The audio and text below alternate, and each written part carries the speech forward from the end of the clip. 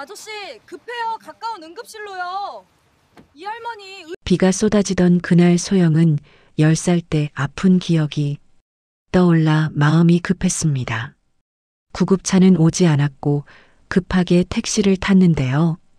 택시비와 병원 응급실 진료비는 그녀가 가지고 있던 재산의 전부였습니다. 그리고 3주 뒤 회사 건물 앞에 3억짜리 벤츠가 한 대 섰습니다. 뒷좌석에서 내린 할머니는 말이 없었죠. 그러나 두 사람 사이엔 20년을 넘긴 비밀이 있었으니 그 모든 일은 단 10만 원에서 밝혀졌습니다. 2024년 11월 3일 새벽 5시 반 서울 구로구 어느 반지하 방에서 휴대폰 알림음이 울렸습니다. 박소영은 침대에서 눈을 떴어요. 화면에 뜬 메시지가 보였습니다. 월세 납부 기한 3일 경과, 연체 3회차라는 내용이었어요. 소영은 천천히 몸을 일으켰습니다. 욕실 천장에서 물 떨어지는 소리가 들렸습니다. 똑똑. 올여름부터 시작된 이 소리는 이제 익숙해졌어요. 소영은 휴대폰으로 통장 잔고를 확인했어요. 14,800원. 딱 그만큼이었습니다. 오늘까지 아버지 투석 후 필요한 약값은 10만 원이었어요. 손가락이 화면 위에서 멈췄습니다. 카드 한도는 이미 넘었었죠. 대출도 더 이상 받을 수 없었습니다. 소영은 한숨을 쉬었습니다. 옆방에서 기침 소리가 들렸습니다. 아버지 김태수 69이었어요. 신부전으로 일주일에 3번씩 투석을 받는 몸이었습니다. 소영은 자리에서 일어나 아버지 방문을 살짝 열었어요. 아빠, 괜찮으세요? 아버지는 침대 끝에 앉아 숨을 고르고 있었습니다.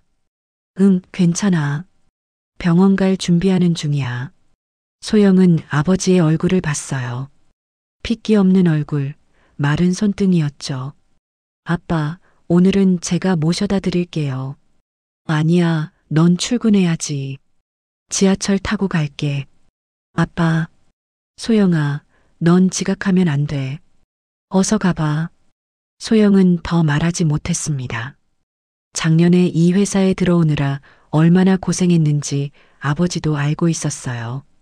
격리 보조직이었습니다. 월급 210만 원.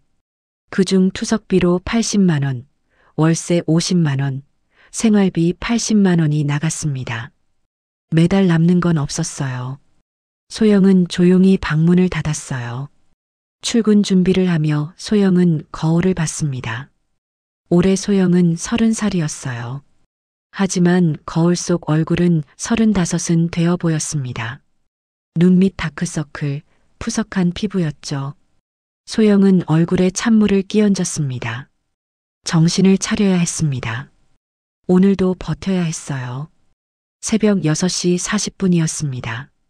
소영은 집을 나섰어요. 비가 내리고 있었습니다. 우산도 없었어요. 작년 여름에 망가진 우산을 아직 사지 못했었죠. 소영은 후드티를 머리에 뒤집어 쓰고 걸었습니다. 지하철역으로 가는 길이었어요. 회사 건물 앞을 지나칠 때였습니다. 경비실에서 김춘배 아저씨가 손을 흔들었습니다. 62이었습니다. 이 건물에서 10년째 경비로 일하는 분이었습니다. 소영은 집에서 싸게 사두었던 따뜻한 커피 한 캔을 내밀었어요. 아저씨, 아침 드셨어요? 소영은 경비실 문을 열고 커피를 건넸습니다. 춘배는 깜짝 놀라며 손을 저었어요. 아이고, 맨날 미안해서 어떡해. 괜찮아요. 아저씨 덕분에 제가 매일 무사히 출근하잖아요. 그래도 빨리 드세요. 식기 전에요. 춘배는 고맙다는 말을 연신하며 커피를 받았습니다. 소영은 미소 지었어요. 이 미소를 짓는 데는 아무 비용도 들지 않았습니다. 뒤돌아서 출근길 횡단보도를 보면서 비가 내리는 모습을 잠깐 구경하고 싶었습니다. 신호가 바뀌고 사람들이 우르르 건너기 시작했어요. 그때 인도 끝 가로수 아래에 누군가 쓰러져 있었어요. 중년 여성이었고 검소한 옷차림, 회색 머리였죠. 비에 젖은 몸이었습니다. 사람들은 그냥 지나쳤어요. 누군가는 힐끗 보고 고개를 돌렸습니다. 누군가는 아예 보지도 않길래 소영은 그리로 뛰어갔습니다. 가슴이 두근거렸습니다. 20년 전 그날이 떠올랐습니다. 청량리 시장 앞 어머니가 쓰러졌던 그날이었죠. 아무도 어머니를 돌아보지 않았어요. 10살 소영은 울면서 사람들에게 도움을 청했어요. 엄마 좀 도와주세요. 엄마가 안 일어나요. 하지만 사람들은 그냥 지나쳤어요. 119는 30분이나 늦게 왔고 결국 엄마는 그날 심장마비로 세상을 떠나고 말았습니다. 소영은 쓰러진 여성에게 다가갔어요. 무릎을 꿇고 여성의 어깨를 흔들었습니다. 저기요, 괜찮으세요? 여성은 희미하게 신음했어요. 의식이 있었습니다. 소영은 주변을 둘러봤지만 사람들은 여전히 그냥 지나가고 있었어요. 소영은 손이 떨렸습니다. 휴대폰을 꺼내 119에 전화했어요. 여기 구로구 디지털로 앞인데요. 쓰러진 분이 계세요. 구급차 출동까지 약 20분 소요됩니다. 20분요? 지금 당장 필요한데. 죄송합니다. 현재 출동 가능한 차량이 없습니다. 소영은 전화를 끊었습니다. 20분을 기다릴 수 없었어요. 소영은 도로로 뛰어나가 택시를 잡았습니다. 아저씨, 급해요. 가장 가까운 응급실로 빨리 가주세요. 택시기사는 놀라며 차를 세웠습니다. 아니, 저 사람 보호자세요? 아니요, 근데 지금 당장 병원 가야 해요. 요즘 이런 거 조심하라는데. 아저씨, 제발이에요. 사람 목숨이 걸린 일이에요. 목소리가 떨렸지만 단호했기에 기사는 한숨을 쉬며 고개를 끄덕였습니다. 소영은 여성을 부축해 택시에 태웠습니다. 여성의 손가방도 함께 챙겼어요. 택시는 출발했지만 여성은 소영의 어깨에 기댄 채 희미하게 숨을 쉬고 있었습니다. 소영은 여성의 손을 잡아보니 차갑고 축축한 손이었습니다. 괜찮으실 거예요. 곧 병원 도착해요. 여성은 눈을 살짝 떴습니다. 소영을 바라보더니 입술을 움직였어요. 목소리가 거의 들리지 않았습니다. 병원에 도착했습니다. 택시비는 10,000원이었습니다. 소영은 휴대폰 페이로 결제했어요. 잔고는 이제 4,800원이 됐습니다. 택시기사 오경호는 명함을 건넸습니다. 혹시 필요하면 연락하세요. 오늘 일 제가 증인 될 수 있어요. 감사합니다, 아저씨. 응급실에서 의료진이 여성을 들것에 옮겼어요. 간호사가 소영에게 물었습니다. 보호자분이세요? 아니요, 길에서 쓰러지신 걸 발견해서요. 신원 확인이 필요한데요. 소영은 여성의 손가방을 열었어요. 지갑, 신분증, 그리고 낡은 흑백 사진 한 장이 있었습니다. 신분증에는 이름이 적혀 있었어요. 윤명자 62. 주소는 서울 강남구 압구정동이었습니다. 소영은 고개를 갸웃했죠. 압구정이라면 부촌으로 알고 있었는데 여성의 옷차림은 검소했습니다. 응급검사 진행하겠습니다. 보호자 연락처 남겨주세요. 간호사가 말했습니다. 소영은 자신의 번호를 적었어요. 진료비는요? 응급처치 후 수납하시면 됩니다. 소영은 고개를 끄덕였어요. 가슴이 답답했습니다. 통장에는 아버지 약값 10만 원을 제하고 4,800원밖에 없었습니다. 1시간 후 의사가 나왔습니다. 일시적 저혈압과 탈수 증세입니다. 다행히 큰 문제는 없어요. 그럼 깨어나실 수 있나요? 네, 곧 의식 회복될 겁니다. 소영은 안도의 한숨을 쉬었어요. 수납 창구였습니다. 응급 처치비 8만 원, 링거비 2만 원, 총 10만 원입니다. 직원이 말했습니다. 소영은 손이 떨렸습니다. 10만 원이었어요. 아버지 약값이었습니다. 오늘 저녁까지 사야 하는 약이었습니다. 소영은 눈을 감았어요. 엄마 얼굴이 떠올랐습니다. 10살 소영에게 말했던 엄마의 마지막 말이었어요. 소영아, 착하게 살아야 해. 알았지? 소영은 눈을 뜨고 휴대폰을 꺼냈습니다. 화면에 결제 버튼이 보였습니다. 손가락이 떨렸지만 소영은 버튼을 눌렀습니다. 결제 완료되었습니다. 알림음이 울렸습니다. 잔고는 4,800원이 됐습니다. 소영은 수납 영수증을 받았습니다. 손이 떨렸습니다. 아버지께 뭐라고 말해야 할까요? 약을 못 사왔다고 어떻게 말할까요? 소영은 벤치에 앉았습니다. 눈물이 났지만 울 수 없었어요. 회사에 가야 했습니다. 이미 8시 50분이었습니다. 소영은 자리에서 일어나 병실로 들어가 명자를 봤어요. 명자는 링거를 맞으며 누워 있었습니다. 아직 깨어나지 않았습니다. 소영은 명자의 손가방을 침대 옆에 놓았습니다. 그리고 작은 메모지에 자신의 연락처를 적었어요. 괜찮으시면 연락 주세요. 제가 병원으로 모시고 왔던 사람입니다. 소영은 메모지를 손가방 안에 넣었습니다. 병원을 나서는 순간이었습니다. 소영은 뒤를 돌아봤습니다. 병실 창문으로 명자가 보였어요. 여전히 누워 있었습니다. 소영은 고개를 돌렸고 이제 회사로 가야 했습니다. 지하철 안에서 소영은 휴대폰으로 아버지께 문자를 보냈습니다. 아빠, 오늘 약은 내일 사드릴게요. 미안해요. 답장은 바로 왔어요. 괜찮아. 하루 정도는 괜찮으니까 걱정 마라. 소영은 눈물을 닦았습니다. 사람들 사이에서 조용히 울었습니다. 회사에 도착한 시각은 9시 10분이었어요. 10분 지각이었습니다. 경비 춘배가 소영을 봤습니다. 소영 씨, 괜찮아요? 얼굴이 왜 그래요? 네, 괜찮아요. 아침에 커피 맛있으셨죠? 소영은 억지로 웃었어요. 춘배는 걱정스러운 눈으로 소영을 봤습니다. 소영 씨, 무슨 일 있으면 말해요. 알았죠? 네, 감사해요.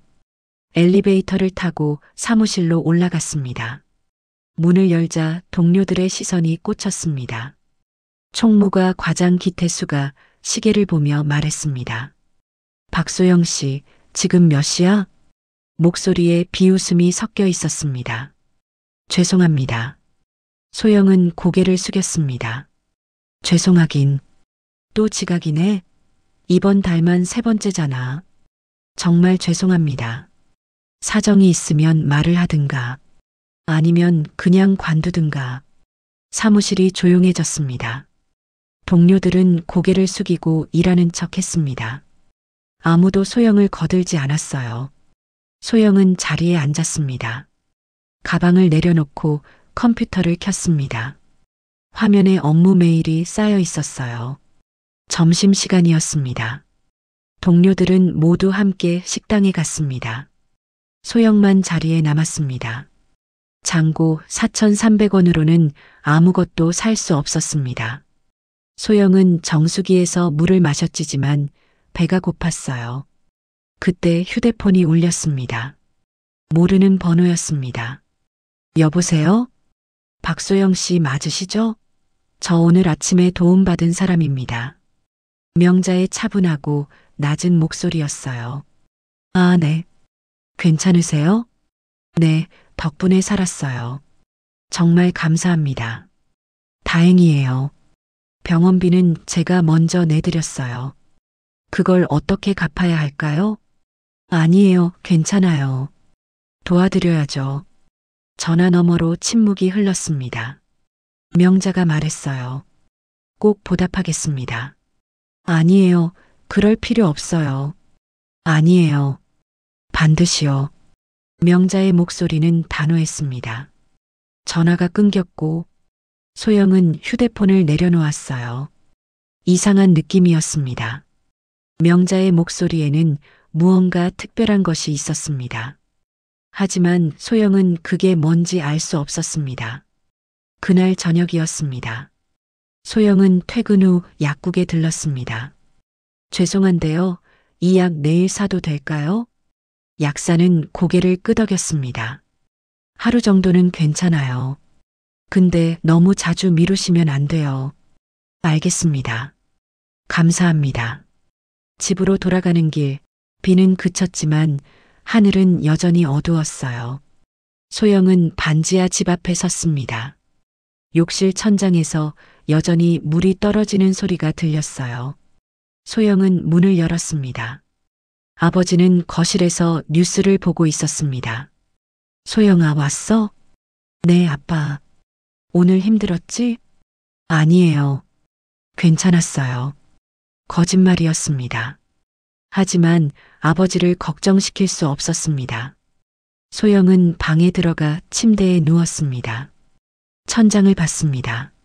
물 얼룩이 점점 커지고 있었습니다. 소영이 눈을 감으니 오늘 사용한 10만 원이 떠올랐어요. 아버지 약값이었어요. 하지만 후회는 없었습니다. 엄마라면 이렇게 했을 거라고 소영은 믿었습니다. 그날 밤 병원에서는 명자가 침대에 누워 천장을 보고 있었어요. 손에는 소영이 남긴 메모지가 있었습니다. 눈가에 눈물이 맺혔습니다. 20년 만에 나도 이렇게 됐네. 나는 살았지만 그때 그 젊은 여자는 어떻게 되었을까? 명자는 작게 중얼거렸어요. 그리고 눈을 감았습니다. 명자의 머릿속에는 2004년 11월 3일 그날이 떠올랐어요. 청량리 시장 앞에서 쓰러진 여성이었습니다. 10살 아이가 울면서 도움을 청했어요. 하지만 명자는 시계를 보고 지나갔습니다. 그날의 기억이 20년 동안 명자를 괴롭혀왔어요. 명자는 눈을 뜨고 메모지를 봤어요. 박소영. 그 이름을 꼭 기억해야만 할 것 같았습니다. 다음 날 아침 9시였습니다. 소영은 정확히 출근했어요. 어제 10분 지각한 것 때문에 더 일찍 나왔어요. 경비실을 지나칠 때 춘배 아저씨가 손을 흔들었어요. 소영 씨, 오늘은 일찍 왔네. 네, 어제 지각해서요. 소영은 씁쓸하게 웃었습니다. 오늘은 커피 못 가져왔어요. 죄송해요. 사무실 문을 열었는데 동료들이 모여서 수군거리고 있었습니다. 소영이 들어서자 대화가 뚝 끊겼어요. 어색한 침묵이었습니다. 소영은 자리에 앉았습니다. 가방을 내려놓고 컴퓨터를 켰어요. 옆자리 김지혜가 작은 목소리로 말했습니다. 소영아, 어제 무슨 일 있었어? 응? 아니, 별일 없었어. 그래, 얼굴이 안 좋아 보여서. 지혜는 같은 30 동갑내기였습니다. 입사 동기였고 유일하게 소영에게 친절한 동료였어요. 오전 10시였습니다. 총무가 과장 기태수가 소영을 불렀어요. 박소영 씨, 잠깐 나와봐요. 소영은 자리에서 일어났어요. 동료들의 시선이 따라왔습니다. 회의실로 들어갔어요. 태수는 팔짱을 끼고 소영을 내려다봤습니다. 41였습니다. 이 회사에서 15년째 일하는 사람이었죠. 어제 왜 지각했어요? 죄송합니다. 개인 사정이 있었습니다. 개인 사정? 구체적으로 말해봐요. 소영은 잠시 망설였습니다. 병원 일을 말해야 할까요? 하지만 말하면 믿을까요? 길에서 쓰러진 분을 병원에 모셔다 드렸습니다. 태수의 눈썹이 올라갔습니다. 뭐? 쓰러진 사람? 네. 그게 지각 사유가 돼요? 죄송합니다. 태수는 비웃었고 코웃음을 쳤어요. 박소영 씨, 요즘 세상이 어떤 세상인지 알아요? 네. 길거리 사기가 얼마나 많은데 그걸 믿고 도와줘요? 하지만 정말 쓰러지신 거 증거 있어요? CCTV? 목격자? 소영은 입을 다물었습니다. 택시기사 명함은 있었지만 그게 증거가 될까요? 그리고 병원비는 누가 냈어요? 제가 냈습니다. 얼마? 10만 원입니다. 태수는 눈을 크게 떴습니다. 그리고 웃기 시작했어요. 비웃음이었습니다. 10만 원? 박소영 씨가? 네. 박소영 씨 월급이 얼만지 내가 아는데 10만 원을 어디서 났어요? 제 돈이었습니다. 혹시 회사 돈 건드린 거 아니죠? 소영의 얼굴이 창백해졌어요. 그런 적 없습니다. 그래요? 그럼 영수증이나 증빙 서류 있어요? 네, 있습니다. 소영은 가방에서 병원 영수증을 꺼냈어요. 태수는 영수증을 받아들었어요. 찬찬히 살펴봤습니다. 환자 이름이 윤명자네요. 누구예요? 모르는 분입니다. 모르는 사람한테 10만 원을 썼다고요? 네. 태수는 영수증을 책상에 던졌습니다. 이거 가짜 아니에요? 네. 그거 아닌데요. 요즘 이런 식으로 사기치는 사람들 많거든요. 가짜 환자 만들어서 돈 받아내고. 아닙니다. 소영의 목소리가 커졌어요. 태수는 눈을 가늘게 떴습니다. 목소리 낮춰요. 여긴 회사예요. 죄송합니다. 하지만 정말 아닙니다. 그럼 왜 모르는 사람을 도와줘요? 그것도 10만 원씩이나? 그냥 쓰러져 계셔서. 그냥? 박소영 씨, 세상이 그렇게 호락호락하지 않아요. 태수는 팔짱을 풀고 자리에서 일어났습니다. 일단은 넘어가죠. 근데 앞으로 이런 일 없도록 해요. 알았죠? 네, 알겠습니다. 회의실 문을 나섰습니다. 소영은 복도에서 잠시 벽에 기댔어요. 가슴이 답답했고 숨이 막혔습니다. 화장실로 들어가서 세면대 앞에서 찬물로 얼굴을 씻었습니다. 거울 속 자신을 보니 눈이 빨갛게 충혈돼 있었어요. 점심시간이었어요. 동료들은 모두 함께 식당으로 갔어요. 소영도 따라 나섰습니다. 지혜가 옆으로 다가왔습니다. 소영아, 오늘 뭐 먹을래? 난 편의점 도시락 먹을게. 같이 가자. 괜찮아. 넌 다른 사람들이랑 가. 아니야, 나 편의점 가고 싶었어. 편의점에 들어갔어요. 소영은 2,500원짜리 도시락을 집었습니다. 지혜는 4,000원짜리를 골랐습니다. 계산을 마치고 밖으로 나왔어요. 회사 앞 벤치에 앉았습니다. 햇살이 따뜻했습니다. 소영아, 과장님이 뭐라고 했어? 그냥 지각하지 말래. 그것만? 소영은 도시락을 열었습니다. 밥과 김치, 계란 반쪽이 전부였어요. 응. 지혜는 소영을 빤히 봤습니다. 소영아, 너 뭔가 숨기고 있지? 아니야. 나 너랑 3년째 같이 일하잖아. 다 티나. 소영은 젓가락을 들었습니다. 그냥 좀 힘든 일이 있었어. 무슨 일? 말하기 좀. 그래. 지혜는 고개를 끄덕였습니다. 알겠어. 하지만 힘들면 말해. 내가 도와줄게. 고마워. 그때 휴대폰이 울렸습니다. 아버지였어요. 아빠 왜요? 영상통화였는데 병원 투석실에 있는 아버지가 보였어요. 아버지는 링거를 맡고 있었어요. 소영아, 점심 먹었어? 응, 지금 먹고 있어. 뭐 먹는데? 도시락이요. 아버지는 소영을 자세히 봤습니다. 얼굴이 안 좋아 보이는데. 아니에요, 괜찮아요. 아버지는 한숨을 쉬었습니다. 소영아, 미안하다. 왜요? 아빠 때문에 내가 고생하잖아. 아빠, 무슨 소리예요? 당연한 거예요. 약가, 어제 못 산 거 아빠가 미안해. 소영은 눈물이 났습니다. 하지만 참았습니다. 아빠, 괜찮아요. 오늘 퇴근하고 바로 살게요. 그래, 알겠다. 밥 잘 먹어라. 네, 아빠도요. 전화를 끊고 나서 지혜가 조용히 물었습니다. 아버지 많이 편찮으시구나. 응. 혹시 병원비 때문에 힘들어? 소영은 고개를 끄덕였습니다.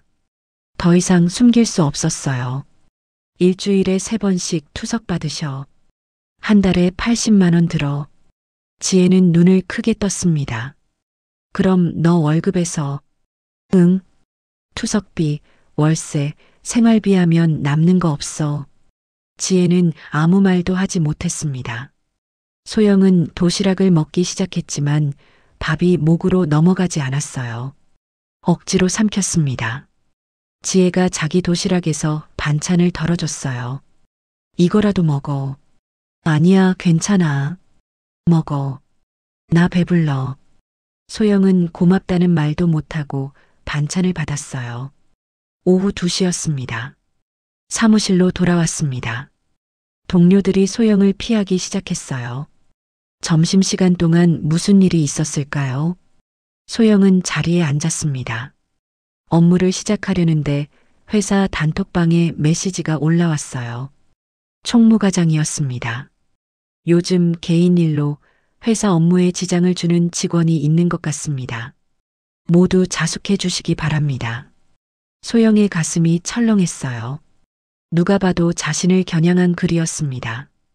동료들이 소영을 힐끗힐끗 봤어요. 수군거리는 소리가 들렸습니다. 박소영 씨 말하는 거 아냐? 어제 지각했잖아. 뭔가 문제 있나 봐. 소영은 고개를 숙였습니다. 화면만 봤습니다. 키보드를 두드렸습니다. 눈물이 날 것 같았지만 참았어요. 옆에서 지혜가 작게 말했습니다. 신경 쓰지 마. 과장님이 원래 저래. 응. 오후 4시였습니다. 소영은 화장실에 갔습니다. 칸 안에 들어가 문을 잠그고 눈물을 흘렸어요. 소리가 나지 않게 입을 막았어요. 10분쯤 지났을까요? 눈물을 닦고 나왔습니다. 세면대에서 얼굴을 씻었습니다. 화장실 문을 열고 나오는데 복도에서 목소리가 들렸어요. 총무과장과 다른 직원들이었습니다. 소영은 모퉁이에 숨어서 들었어요. 박소영 씨, 요즘 좀 이상하지 않아요? 맞아요. 지각도 잦아지고. 제가 들었는데 10만 원을 어디다 썼다던데요? 10만 원? 뭐해? 길에서 쓰러진 사람 병원비래요. 에이, 그게 말이 돼요? 요즘 그런 사기 많잖아요. 총무과장이 말했습니다. 그러게요. 제가 봐도 좀 수상해요. 소영은 조용히 자리로 돌아왔어요. 퇴근 시간이었어요. 동료들은 하나둘 자리를 떠났고 소영도 가방을 챙겼습니다. 지혜가 다가왔습니다. 소영아, 같이 나갈까? 응. 엘리베이터를 탔습니다. 1층에 내려 로비를 지나는데 경비 춘배가 소영을 불렀어요. 소영 씨, 잠깐만요. 네. 춘배는 소영을 경비실로 불렀어요. 지혜가 물었습니다. 나 먼저 갈까? 응, 먼저 가. 금방 갈게. 경비실 아니었습니다.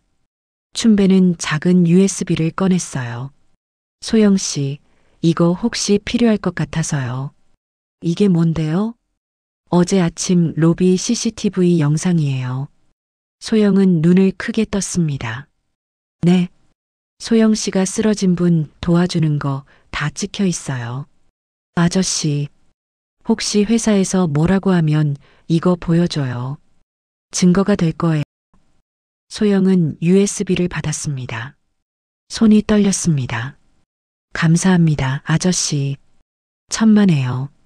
소영 씨는 착한 사람이야. 내가 알아. 춘배의 눈에 진심이 보였습니다. 소영은 고개를 숙여 인사했어요. 정말 감사합니다. 회사를 나서니 저녁 공기가 차가웠습니다. 소영은 USB를 가방 깊숙이 넣었습니다. 이게 정말 도움이 될까요? 하지만 누군가 자신을 믿어준다는 게 위로가 됐습니다. 집으로 가는 길에 약국에 들렀습니다. 아저씨, 어제 말씀드린 약이요. 아, 네. 10만 원입니다. 소영은 통장 잔고를 확인했습니다. 4,800원이었습니다. 카드로 할게요. 카드를 건네고 기도하는 심정이었습니다. 제발 승인되길. 승인됐습니다. 소영은 안도의 한숨을 쉬며 약봉지를 받았어요. 집에 도착하니 아버지는 거실 소파에 앉아 계셨습니다. 아빠, 약 사왔어요. 고생했다, 딸. 소영은 약을 아버지께 드렸어요. 아버지는 약을 받아들며 소영을 봤습니다. 소영아, 오늘 회사에서 무슨 일 있었어? 아니요, 없었어요. 거짓말하지 마. 얼굴에 다 써 있어. 소영은 아버지 옆에 앉았습니다. 아빠, 저 괜찮아요. 딸아, 아빠가 알아. 내가 얼마나 힘든지. 아빠, 미안하다. 아빠가 건강했으면 넌 이렇게 안 살았을 텐데. 아빠, 그런 말씀하지 마세요. 아버지는 소영의 손을 잡았습니다. 거칠고 마른 손이었습니다. 소영아, 아빠가 하나만 말해줄게. 네. 세상이 내게 아무리 못되게 굴어도 너는 착하게 살아야 해. 왜요? 그게 너를 지키는 유일한 방법이거든. 소영은 고개를 끄덕였습니다. 알았어요, 아빠. 그날 밤 소영은 침대에 누워 천장을 봤습니다. 욕실 쪽에서 시작된 물 얼룩이 점점 커지고 있었어요. 휴대폰이 울렸지만 모르는 번호였습니다. 소영은 전화를 받았습니다. 여보세요? 박소영 씨 맞으시죠? 여기 세림병원 원무과입니다. 네, 맞습니다. 어제 응급실에 입원하셨던 윤명자 환자분 관련해서 연락드렸습니다. 소영의 심장이 두근거렸어요. 네, 말씀하세요. 환자분께서 어제 퇴원하셨는데요. 네.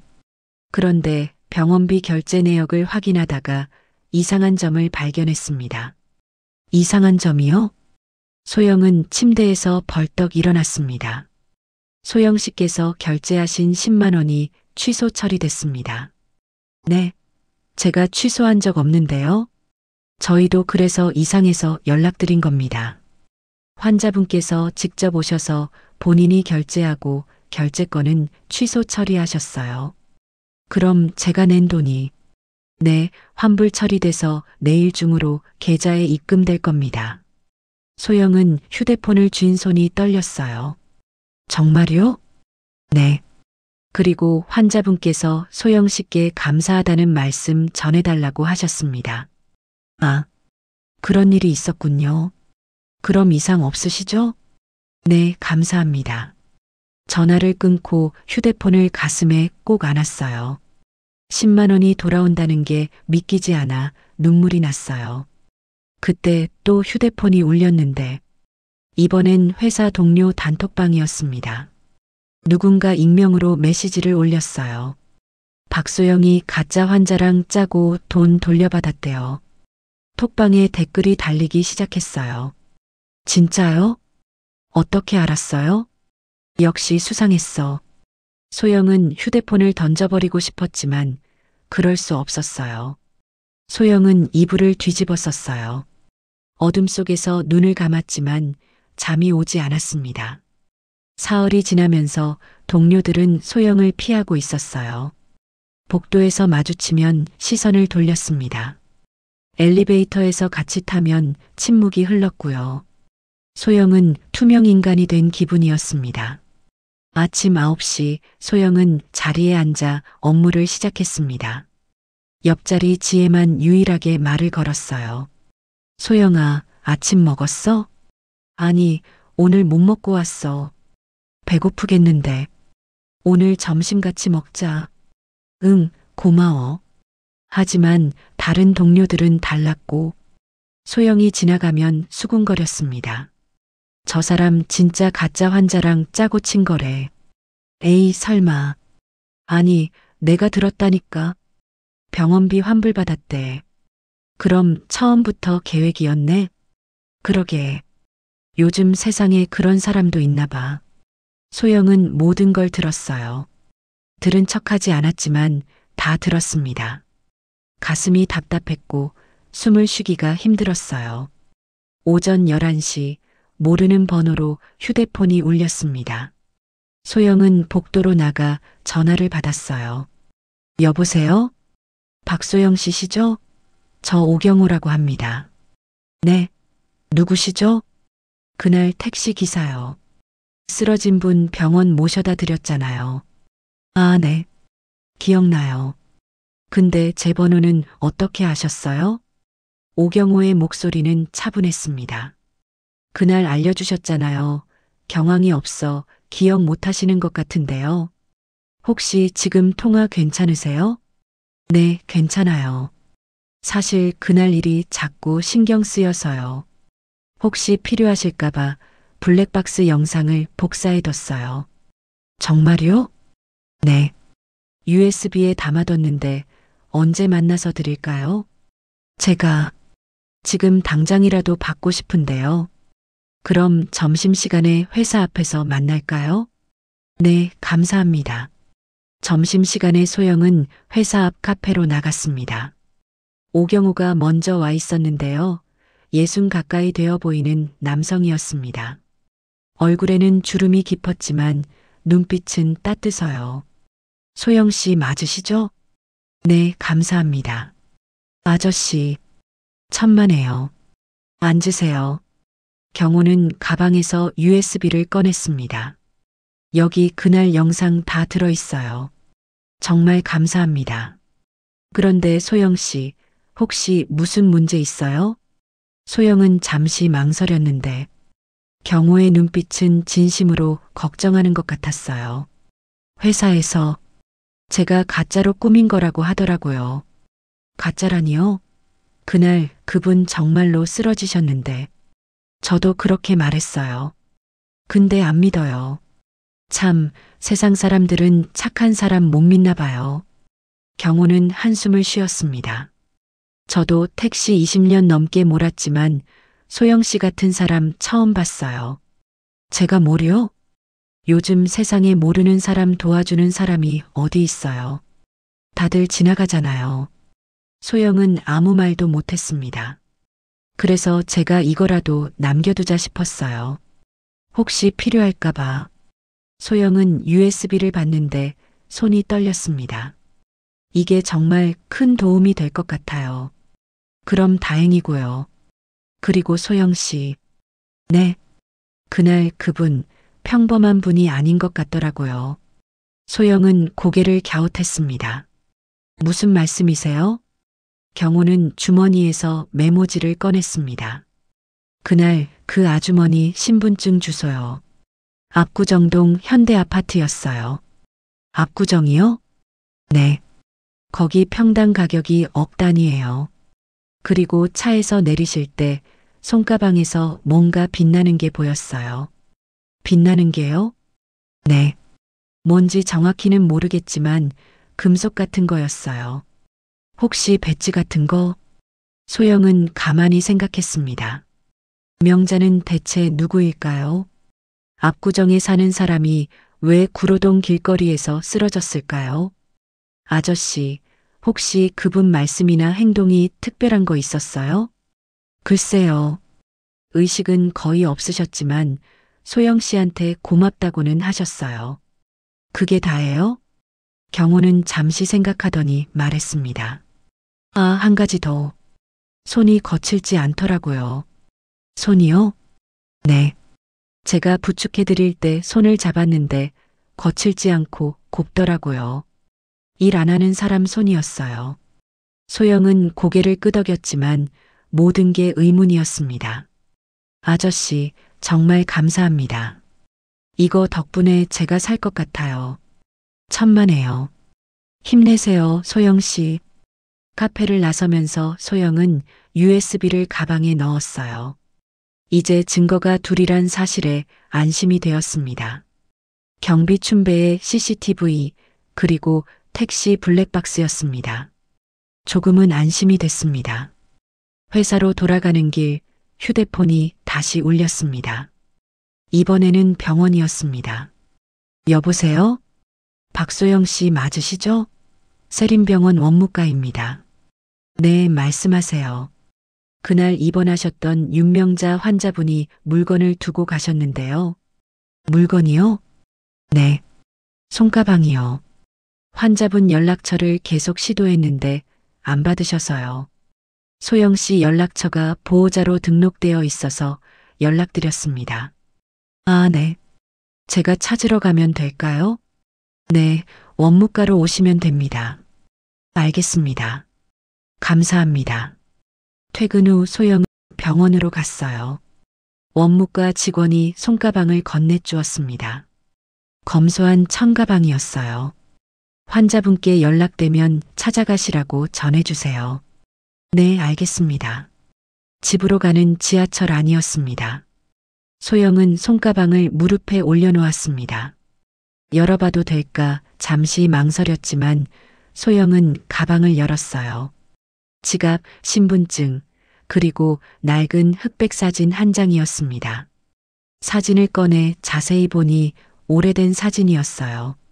색이 발해 있었지만 사진 속에는 젊은 여성이 있었는데 30대 후반이거나 40대 초반 정도로 보였습니다. 여성은 시장 좌판 앞에 앉아 있었고 생선을 팔고 있는 듯 했어요. 소영은 사진을 가만히 들여다보니 뒤편으로 간판이 보였습니다. 남문수산이라는 글씨였어요. 희미했지만 읽을 수 있었고 사진 뒷면을 뒤집보니 작은 글씨가 적혀 있었습니다. 2004년 추석. 소영의 가슴이 뛰기 시작했고 2004년이었어요. 그해 가을 소영의 어머니가 청량리 시장 앞에서 돌아가셨습니다. 소영은 사진 속 여성을 다시 봤어요. 이 사람이 명자일까요? 나이를 계산해 보니 맞았습니다. 2004년에 40대였다면 지금 60대였습니다. 명자의 나이와 정확히 일치했습니다. 그렇다면 명자는 시장에서 생선 장사를 했던 사람이었습니다. 그런데 지금은 압구정에 산다고요. 무슨 일이 있었던 걸까요? 소영은 사진을 가방에 다시 넣었습니다. 머릿속이 복잡했습니다. 집에 도착하니 아버지는 저녁을 준비하고 계셨어요. 소영아, 왔어? 네, 아빠. 오늘은 일찍 왔네. 네, 좀 일찍 끝났어요. 소영은 아버지를 도와 함께 저녁을 차렸어요. 된장찌개와 김치, 마른 반찬 몇 가지, 달걀 프라이였습니다. 잘 먹겠습니다.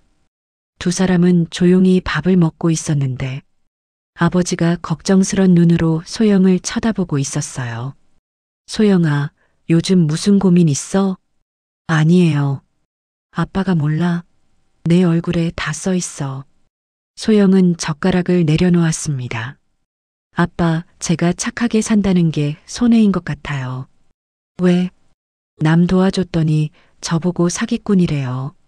아버지는 한숨을 쉬었습니다. 세상이 각박해졌구나. 맞아요. 요즘은 누가 착하게 살아요. 다들 자기 살기 바빠요. 그래도 소영아. 네. 착하게 사는 게 손해가 아니야. 그럼 뭔데요? 아버지는 소영의 손을 잡았습니다. 그게 우리가 가진 전부야. 소영은 눈물이 났습니다. 아빠, 저 힘들어요. 알아. 아빠도 알아. 회사에서 다들 저를 피해요. 제가 뭘 잘못한 거예요? 아무것도 잘못 안 했어. 내가 너무 착해서 그래. 그게 무슨 잘못이에요? 괜찮아. 다 지나갈 거야. 그날 밤 소영은 침대에 누워 휴대폰을 봤습니다. 회사 단톡방에는 메시지가 계속 올라오고 있었어요. 박소영 정직 들어간대요. 진짜요? 인사팀에서 조사 중이래요. 역시 뭔가 있었네. 소영은 휴대폰을 던지고 베개를 얼굴에 덮었습니다. 소리내어 울고 싶었지만 참았어요. 아버지가 들으실까 봐였고요. 소영은 이불을 꼭 움켜쥐었습니다. 다음 날 아침 소영은 평소보다 일찍 출근했어요. 8시 30분 사무실엔 아무도 없었습니다. 소영은 자리에 앉아 컴퓨터를 켰습니다. USB를 꽂았고 경비 춘배가 준 CCTV 영상을 재생했습니다. 소영은 다음 USB를 꽂았었지요. 택시 블랙박스였습니다. 영상 속에서 소영이 말했습니다. 괜찮으실 거예요. 곧 병원 도착해요. 가방 옆면에 작은 배지가 달려 있었습니다. 금색 배지였기에 영상을 멈추고 확대했지만 무엇인지 알 수가 없었어요. 소영은 휴대폰으로 배지 사진을 찍었습니다. 나중에 검색해봐야겠다고 생각했어요. 9시가 됐고 동료들이 하나둘 출근하기 시작했습니다. 소영은 USB를 뽑아 가방에 넣었어요. 지혜가 들어와서 인사를 건넸습니다. 소영아, 일찍 왔네. 응, 일찍 나왔어. 어제 잘 잤어? 응, 그럭저럭. 소영아, 너 요즘 너무 안 좋아 보여. 병원 가봐. 괜찮아. 피곤한 것뿐이야. 걱정 마. 나 괜찮아. 10시 인사팀에서 연락이 왔습니다. 박소영 씨, 인사가로 오시겠습니까? 소영의 가슴이 철렁했습니다. 네, 알겠습니다. 자리에서 일어나니 동료들이 소영을 봤습니다. 수군거리는 소리가 들렸지만 소영은 고개를 들고 걸었어요. 인사과에는 팀장이 앉아 있었는데 50대 중반의 남성이었습니다. 박소영 씨, 앉으세요. 최근 소영 씨에 대한 제보가 들어왔습니다. 제보요? 네. 개인 금전 문제로 회사 업무에 지장을 준다는 내용입니다. 사실이 아닙니다. 그럼 해명해 보세요. 저는 쓰러진 분을 병원에 모셔다 드렸을 뿐입니다.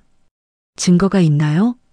소영은 가방에서 USB 2개를 꺼냈습니다. 여기 CCTV 영상과 택시 블랙박스 영상이 있습니다. 팀장은 USB를 받았습니다. 확인해 보겠습니다. 결과는 일주일 내로 통보하겠습니다. 일주일이요?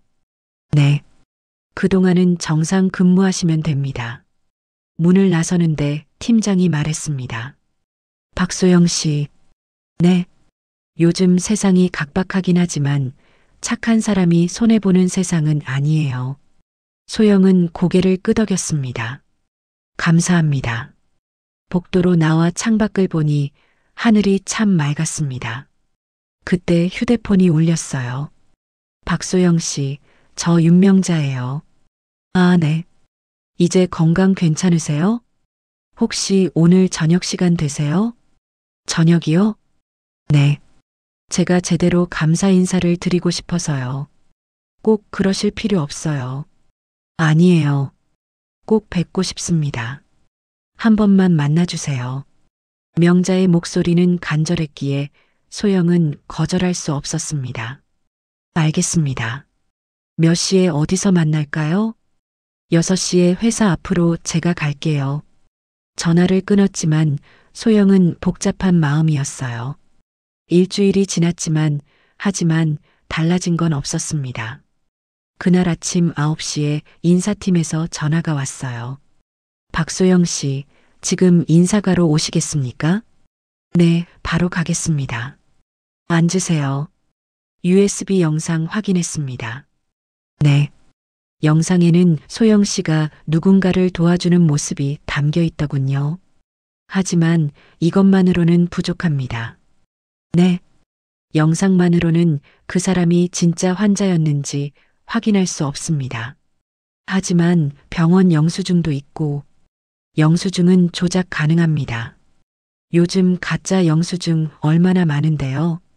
과장님, 저는 정말로 박소영 씨, 회사 입장에서는 확실한 증거가 필요합니다.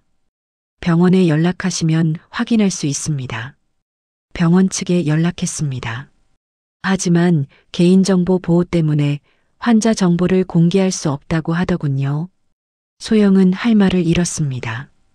그럼 제가 어떻게 해야 하나요? 당분간 자택 대기하시겠습니까? 자택 대기요? 네. 2주일간입니다.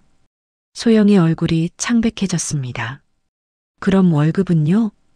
자택 대기 기간엔 기본급의 70%만 지급됩니다. 소영은 계산했습니다. 210만 원의 70%면 147만 원이었습니다. 아버지 투석비 80만 원, 월세 50만 원, 생활비는 17만 원밖에 안 남았습니다. 정직 처분인가요? 아니요. 조사 기간입니다. 2주일 후 결과를 통보하겠습니다. 소영은 고개를 숙였고 더 이상 할 말이 없었습니다. 그럼 오늘부터 출근하지 마세요. 문을 나서는데 총무과장이 말했습니다. 박소영 씨, 다음부턴 조심하세요. 착한 척 하다가 인생 망치는 수도 있어요. 소영은 짐을 챙겼고 개인 물품을 가방에 넣었습니다. 사진 한 장, 머그컵 하나, 노트 한 권이었습니다. 지혜가 다가왔어요. 소영아, 무슨 일이야? 2주일간 자택 대기래. 뭐? 왜? 증거가 부족하대. 그럴 리가 없잖아. USB도 있고 영수증도 있는데. 소용없대. 회사가 이미 마음먹었어. 지혜는 분노했습니다. 이건 말도 안 돼. 내가 팀장한테 가서. 지혜야, 됐어. 소영은 지혜의 손을 잡았습니다. 너까지 휘말리지 마. 하지만 괜찮아. 2주일 후면 끝날 거야. 1층에 내려 로비를 지날 때 경비 춘배가 소영을 봤습니다. 소영 씨, 어디 가요? 벌써 퇴근이에요? 네. 좀 일찍 가요. 춘배는 소영의 표정을 봤습니다. 무슨 일 있어요? 아니에요, 괜찮아요. 소영은 아무 생각 없이 걸었습니다. 1시간쯤 걸었을까요? 휴대폰이 울렸습니다. 아빠가 다니는 병원이었어요. 여보세요? 보호자분이시죠? 김태수 환자분이 의식을 잃으셨습니다. 네. 지금 뭐라고 하셨어요? 투석 중에 혈압이 급격히 떨어졌습니다. 지금 응급처치 중입니다. 제가 지금 바로 갈게요. 소영은 가까운 지하철역으로 달렸어요. 숨이 찼지만 멈추지 않았어요. 아버지. 소영은 계속 중얼거렸습니다. 병원 응급실로 뛰어갔지만 간호사가 소영을 막았습니다.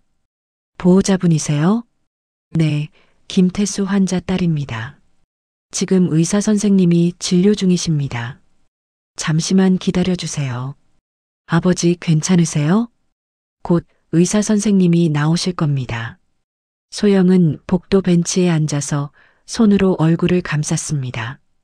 이번엔 눈물을 참을 수 없어 소리 없이 울었어요. 30분이 지나 의사가 나왔습니다. 선생님, 우리 아버지. 일단 안정됐습니다. 소영은 무릎이 풀렸습니다. 정말요? 네. 하지만 계속 이렇게 투석을 미루시면 안 됩니다. 투석을 미뤘다고요? 의사는 차트를 봤습니다. 지난주 투석 한 번 건너뛰셨더군요. 소영은 아버지를 떠올렸습니다. 일주일 전이었습니다. 아버지가 말했었습니다. 소영아, 이번 주는 한 번 쉴까 해. 왜요? 내가 힘들어 보여서. 돈 아끼자. 아빠 안 돼요. 한 번쯤은 괜찮아. 소영은 자책했습니다. 그때 막았어야 했습니다. 보호자분, 괜찮으세요? 네. 제가 아버지 때문에. 지금 중요한 건 환자분 건강입니다. 앞으로는 투석 거르지 말고 꼭 오세요. 네, 알겠습니다. 그리고 오늘 응급 처치비가 40만 원입니다. 40만 원이요? 네. 수납은 퇴원하실 때 하시면 됩니다. 의사는 가버렸지만 소영은 벤치에 주저앉았습니다. 어디서 구할까요? 통장에는 지난주 월급날 받은 돈이 조금 남아 있었습니다. 하지만 이번 달 월세도 내야 했어요. 소영은 머리를 감싸쥐었습니다.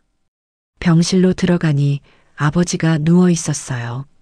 산소 호흡기를 끼고 있었고 소영은 아버지 옆에 앉았습니다. 아버지의 차갑고 마른 손을 잡았어요. 아빠.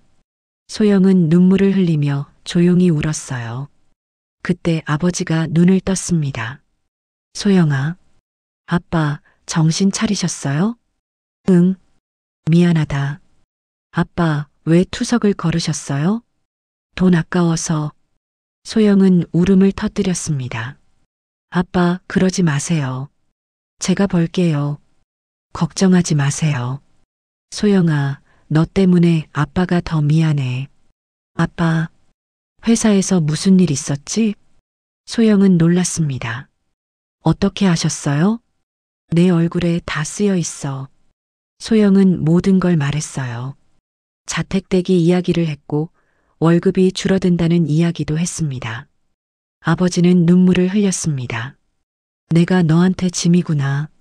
아빠 무슨 소리예요? 소영아, 아빠 없으면 넌 편할 거야. 아빠. 소영은 아버지를 꽉 안았습니다. 그런 말씀하지 마세요. 제가 아빠 없으면 어떻게 살아요? 미안하다, 소영아. 정말 미안해.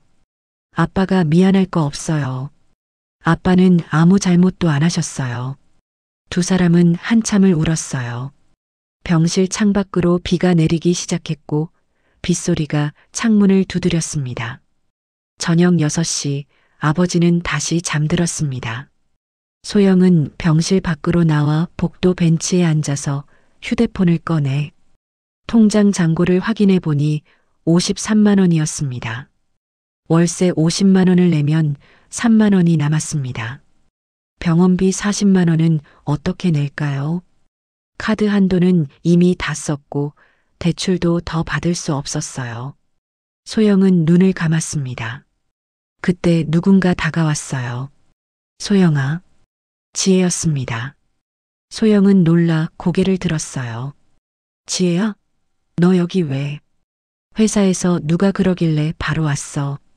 아버지 괜찮으시대? 응. 다행히 의식 돌아오셨어. 지혜는 소영 옆에 앉았습니다. 소영아, 나 너한테 할 말 있어. 뭔데? 오늘 나도 인사팀한테 불려갔어. 소영은 눈을 크게 떴습니다. 너도? 왜? 내가 거짓말하지 않았다고 증언했거든. 지혜야.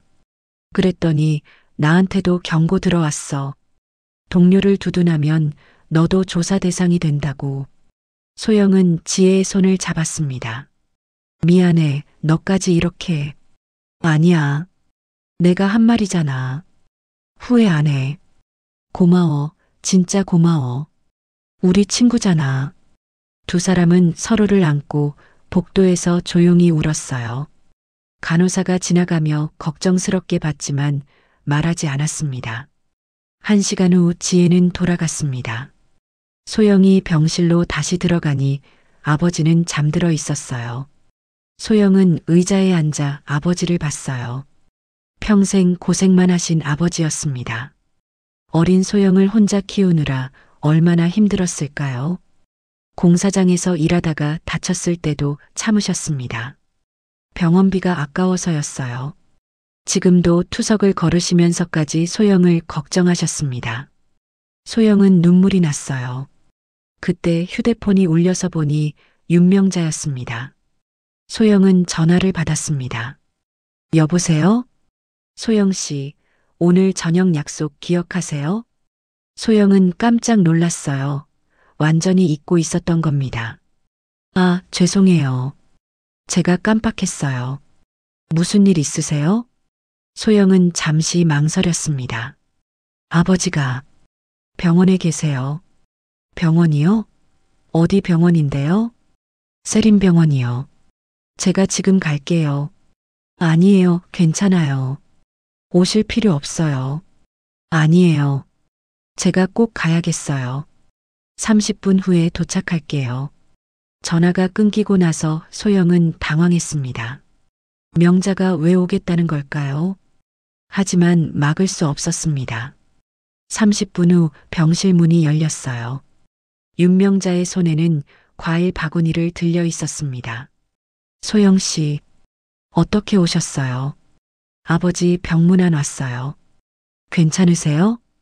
윤명자는 아버지를 보고 순간 멈칫했습니다. 소영 씨, 아버지께서 네. 투석 받으세요.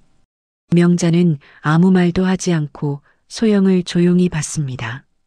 눈에 무언가 복잡한 감정이 스쳐갔어요. 소영 씨, 혹시 병원비 문제 있으세요? 소영은 놀랐습니다. 어떻게 아셨어요? 표정에 다 써 있어요. 괜찮아요. 제가 해결할게요. 얼마나 필요해요? 아니에요. 정말 괜찮아요. 소영 씨, 명자의 목소리가 단호했습니다. 제가 그날 도움 받았잖아요. 이번엔 제가 도울 차례예요. 하지만 제발 받아주세요. 명자는 지갑을 꺼냈습니다. 카드를 꺼내려는데 소영이 명자의 손을 잡았습니다. 정말 괜찮아요. 저 혼자 할 수 있어요. 소영 씨, 그날 제가 도와드린 건 보답을 바라서가 아니었어요. 명자는 소영을 봤습니다. 소영의 눈에는 눈물이 가득했지만 표정은 단호했어요. 윤명자는 천천히 고개를 끄덕였어요. 알겠어요. 하지만 언제든 필요하면 연락하세요. 네, 고맙습니다. 명자는 과일 바구니를 내려놓았습니다. 그럼 저는 이만 갈게요. 아버지 쾌차하시길 바랍니다. 네, 감사합니다. 윤명자가 나가고 소영은 문을 바라봤습니다. 그날 밤 소영은 병실 의자에서 잠들었어요. 불편한 자세였지만 개의치 않았습니다. 꿈을 꿨는데 엄마가 나왔고 엄마는 소영을 안아주었습니다. 소영아, 괜찮아. 다 잘 될 거야. 소영은 꿈속에서 울었습니다. 눈을 뜨니 새벽 4시였습니다. 아버지는 여전히 주무시고 있었습니다. 화장실에 가서 거울을 보니 눈이 퉁퉁 부어 있었어요. 소영은 찬물로 얼굴을 씻었습니다. 정신을 차려 병원비를 마련해야만 했어요. 월세도 내야 했고요. 날이 밝아오는데 휴대폰이 울렸습니다. 입금 40만 원. 소영은 눈을 의심했어요. 메시지를 확인했습니다. 입금자 윤명자.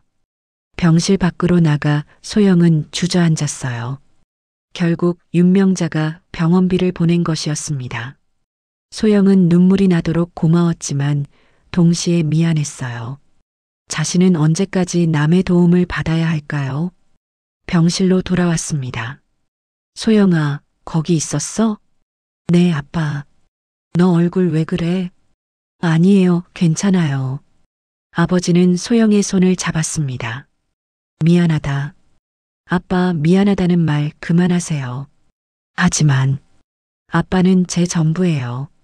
아빠 없으면 저 못 살아요. 아버지는 눈물을 흘렸습니다. 고맙다, 소영아. 아빠 사랑해요. 나도 사랑한다, 딸. 창밖으로 해가 떠올랐어요. 새로운 하루가 시작됐어요. 하지만 소영에게는 여전히 어두운 하루였습니다.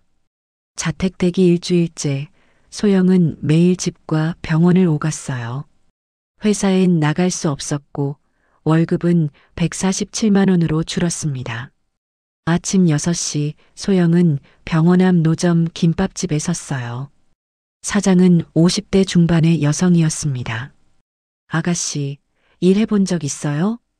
아니요. 하지만 열심히 할 수 있어요. 시급은 9,860원인데 괜찮아요? 네, 괜찮아요. 소영은 앞치마를 두르고 김밥을 싸기 시작했습니다. 손이 서툴렀고 김이 찢어지고 단무지가 삐져나왔어요. 사장이 한숨을 쉬었습니다. 천천히 해요. 조급하게 하면 더 망가져요. 죄송합니다. 하루 6시간을 일했습니다. 오전 6시부터 12시까지요. 점심시간 손님들이 많아 김밥을 쉴 새 없이 쌌어요. 허리가 아팠지만 참았습니다. 12시가 되자 사장이 봉투를 건넸어요. 오늘 수고비예요. 감사합니다. 봉투를 열어보니 6만 원이 들어 있었습니다. 소영은 돈을 세며 눈물이 났습니다. 6시간 일해서 이만큼이었어요. 병원으로 가니 아버지는 침대에 누워 계셨습니다. 소영아, 왔어? 네, 아빠. 점심 드셨어요? 응, 병원 밥 먹었어. 아빠 내일 퇴원하실 수 있대요. 그래, 다행이다. 근데 병원비가. 소영아, 걱정 마. 어떻게든 되겠지. 네. 하지만 소영은 걱정이었습니다. 아직 남은 병원비가 20만 원이었어요. 오후 2시 소영은 병원 카페테리아에서 1,000원짜리 빵 하나를 샀어요. 점심이었죠. 배가 고팠지만 빵 하나로 참았습니다. 물을 많이 마셨어요. 그러면 배가 덜 고팠습니다. 휴대폰이 울리길래 보니 집주인이었어요. 소영 씨, 월세 언제 주실 거예요? 죄송합니다. 이번 주까지 꼭 드릴게요. 이번 달만 벌써 넉 달째예요. 더 이상은 못 기다려요. 정말 죄송합니다. 꼭 드릴게요. 이번 주 금요일까지 안 들어오면 나가셔야 해요. 전화가 끊겼습니다. 소영은 빵을 더 이상 먹을 수 없었습니다. 목이 막혀 물을 마셨고 눈물이 났지만 참았어요. 카페테리아에 사람들이 많아 올 수도 없었습니다. 화장실로 각 칸 안에 들어가 문을 잠그고 조용히 울었습니다. 소리가 나지 않게 입을 막았어요. 10분쯤 울고 눈물을 닦고 나왔습니다. 로비에 있는 거울 앞에 서니 눈이 빨갛게 충혈돼 있었습니다. 그때 뒤에서 누군가 불렀습니다. 소영 씨? 기사 아저씨? 여기 왜 오셨어요? 아내가 여기서 치료받고 있어. 소영 씨는? 아버지가 입원하셨어요. 아, 그러셨구나. 경호는 소영의 얼굴을 봤습니다. 소영 씨, 많이 힘들어 보이네요. 아니에요, 괜찮아요. 거짓말 마세요. 얼굴에 다 써 있어요. 소영은 더 이상 참을 수 없었어요. 눈물이 또 났습니다. 경호는 소영을 카페테리아로 데려갔습니다. 일단 앉아요. 경호는 커피 2잔을 샀고 소영 앞에 놓았습니다. 마셔요. 기운 좀 내세요. 감사합니다. 커피를 마시니 조금 정신이 들었습니다. 소영 씨, 그날 이후로 어떻게 지냈어요? 소영은 모든 걸 말했어요. 회사에서 자택 대기당한 이야기, 동료들이 자신을 오해한 내용, 아버지가 쓰러진 것까지 이야기했습니다. 경호는 조용히 듣더니 고개를 끄덕였습니다. 세상이 참 불공평하네요. 맞아요. 저는 그냥 도와드렸을 뿐인데. 소영 씨, 하나 물어봐도 될까요? 네. 후회해요? 그날 그분을 도운 거? 소영은 잠시 생각했습니다. 아니요. 후회 안 해요. 왜요? 그냥 그렇게 해야 했으니까요. 경호는 소영을 대단하다는 듯이 바라보았습니다. 요즘 같은 세상에 소영 씨 같은 사람 없어요. 그런데 소영 씨, 그날 그분 말이에요. 그 정도면 부자예요. 아주 큰 부자. 그런데 왜 구로동 길거리에서? 저도 이상해서요. 뭐가 있었어요? 그날 그분이 타셨을 때 향수 냄새가 났어요. 향수요? 네. 비싼 향수였어요. 제 아내가 백화점에서 일하거든요. 그 냄새를 아내한테 물어봤더니 샤넬이래요. 샤넬. 한 병에 30만 원 넘는 거래요. 소영은 혼란스러웠습니다. 그렇다면 왜 그렇게 검소한 옷을 입었을까요? 아저씨, 혹시 그분이 어디서 타셨는지 기억하세요? 청량리 시장 근처였어요. 소영의 심장이 뛰었습니다. 청량리 시장이요? 네. 남문수산 앞이었어요. 남문수산이라면 명자의 사진 속 간판이었습니다. 소영 씨, 괜찮아요? 네. 그냥 좀 놀라서요. 왜요? 아니에요. 그냥요. 경호와 헤어지고 소영은 병실로 돌아갔습니다. 아버지는 주무시고 있었고 소영이 창밖을 보니 하늘이 어두워지고 있었어요. 강남구 압구정동 고층 아파트였습니다. 운명자는 서재에 앉아 있었어요. 책상 위에는 오래된 신문 스크랩북이 있었습니다. 명자는 스크랩북을 폈어요. 2004년 11월 4일자 기사였습니다. 청량리 시장 앞에서 쓰러진 30대 여성 사망. 기사를 읽자 눈에 눈물이 맺혔습니다. 사진은 쓰러진 여성의 사진이었고 옆에는 10살 아이가 울고 있었습니다. 명자는 사진을 손으로 쓰다듬었습니다. 미안해요. 정말 미안해요. 목소리가 떨렸어요. 명자는 그날의 기억을 떠올렸습니다. 2004년 11월 3일 오전 9시 42의 젊은 명자였습니다. 청량리 시장에서 생선 장사를 하고 있었어요. 옆에는 일요일이라 장사를 도와주러 온 14살 아들이 있었습니다. 엄마 배고파? 조금만 기다려. 손님 오면 밥 사줄게. 하지만 손님은 오지 않아 아침부터 한 마리도 팔지 못했습니다. 명자는 불안했습니다. 오늘도 생선을 못 팔면 저녁밥을 못 먹기 때문이었죠. 10시 남편에게서 전화가 왔습니다. 여보, 어디야? 시장이야. 왜? 급한 일이 생겼어. 빨리 와. 무슨 일인데? 은행에서 대출 승인 났대. 지금 당장 와야 해. 명자는 놀랐어요. 3개월 전에 신청한 사업자 대출이었습니다. 진짜? 정말? 응, 빨리 와. 서류 사인해야 해. 알았어. 지금 갈게. 명자는 급히 가게를 정리했습니다. 생선을 박스에 담고 아들 손을 잡았습니다. 현우야, 빨리 가자. 시장을 나서 은행으로 가는 길 시간이 촉박했어요. 11시까지 도착해야 했습니다. 명자는 아들 손을 잡고 뛰었습니다. 시장 앞 횡단보도였습니다. 그때 누군가 쓰러졌습니다. 30대 여성이었어요. 옆에 10살쯤 되는 아이가 있었습니다. 아이가 울고 있었습니다. 엄마, 엄마, 일어나.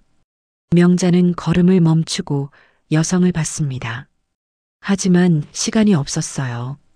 은행에 늦으면 대출이 취소될 수 있었습니다. 시계는 10시 45분이었어요. 엄마, 저 사람 왜 안 일어나? 현우야, 우리 빨리 가야 해. 근데 저 아이 울고 있어.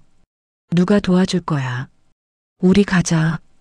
은행에 도착해 대출 서류에 사인했어요. 2억 원이었어요. 이 돈으로 가게를 낼 수 있었고 생선 도매업을 할 수 있었습니다. 인생이 바뀔 거라고 생각했어요. 그날 저녁 텔레비전에는 뉴스가 나왔습니다. 오늘 오전 청량리 시장 앞에서 한 여성이 쓰러져 사망했습니다. 화면은 오늘 낮에 본 바로 그 장소였어요. 급성 뇌출혈로 쓰러졌지만 주변 사람들이 모두 외면했고 119는 20분 늦게 도착했습니다. 화면에 10살 아이가 울고 있었습니다. 엄마, 엄마. 명자는 리모컨을 떨어뜨렸고 숨이 막혔습니다. 자신이 외면한 여성이었고 자신이 돌아보지 않은 사람이었어요. 명자는 그 자리에 주저앉았습니다. 내가 죽인 거야. 명자는 신문 스크랩을 보며 울었습니다. 20년이 지났지만 죄책감은 그대로였어요. 매일 밤 그 아이의 울음소리가 들렸습니다. 엄마, 엄마. 명자는 스크랩북을 닫고 책상 서랍을 열었어요. 또 다른 사진이 있었습니다. 최근에 찍은 소영의 사진이었어요.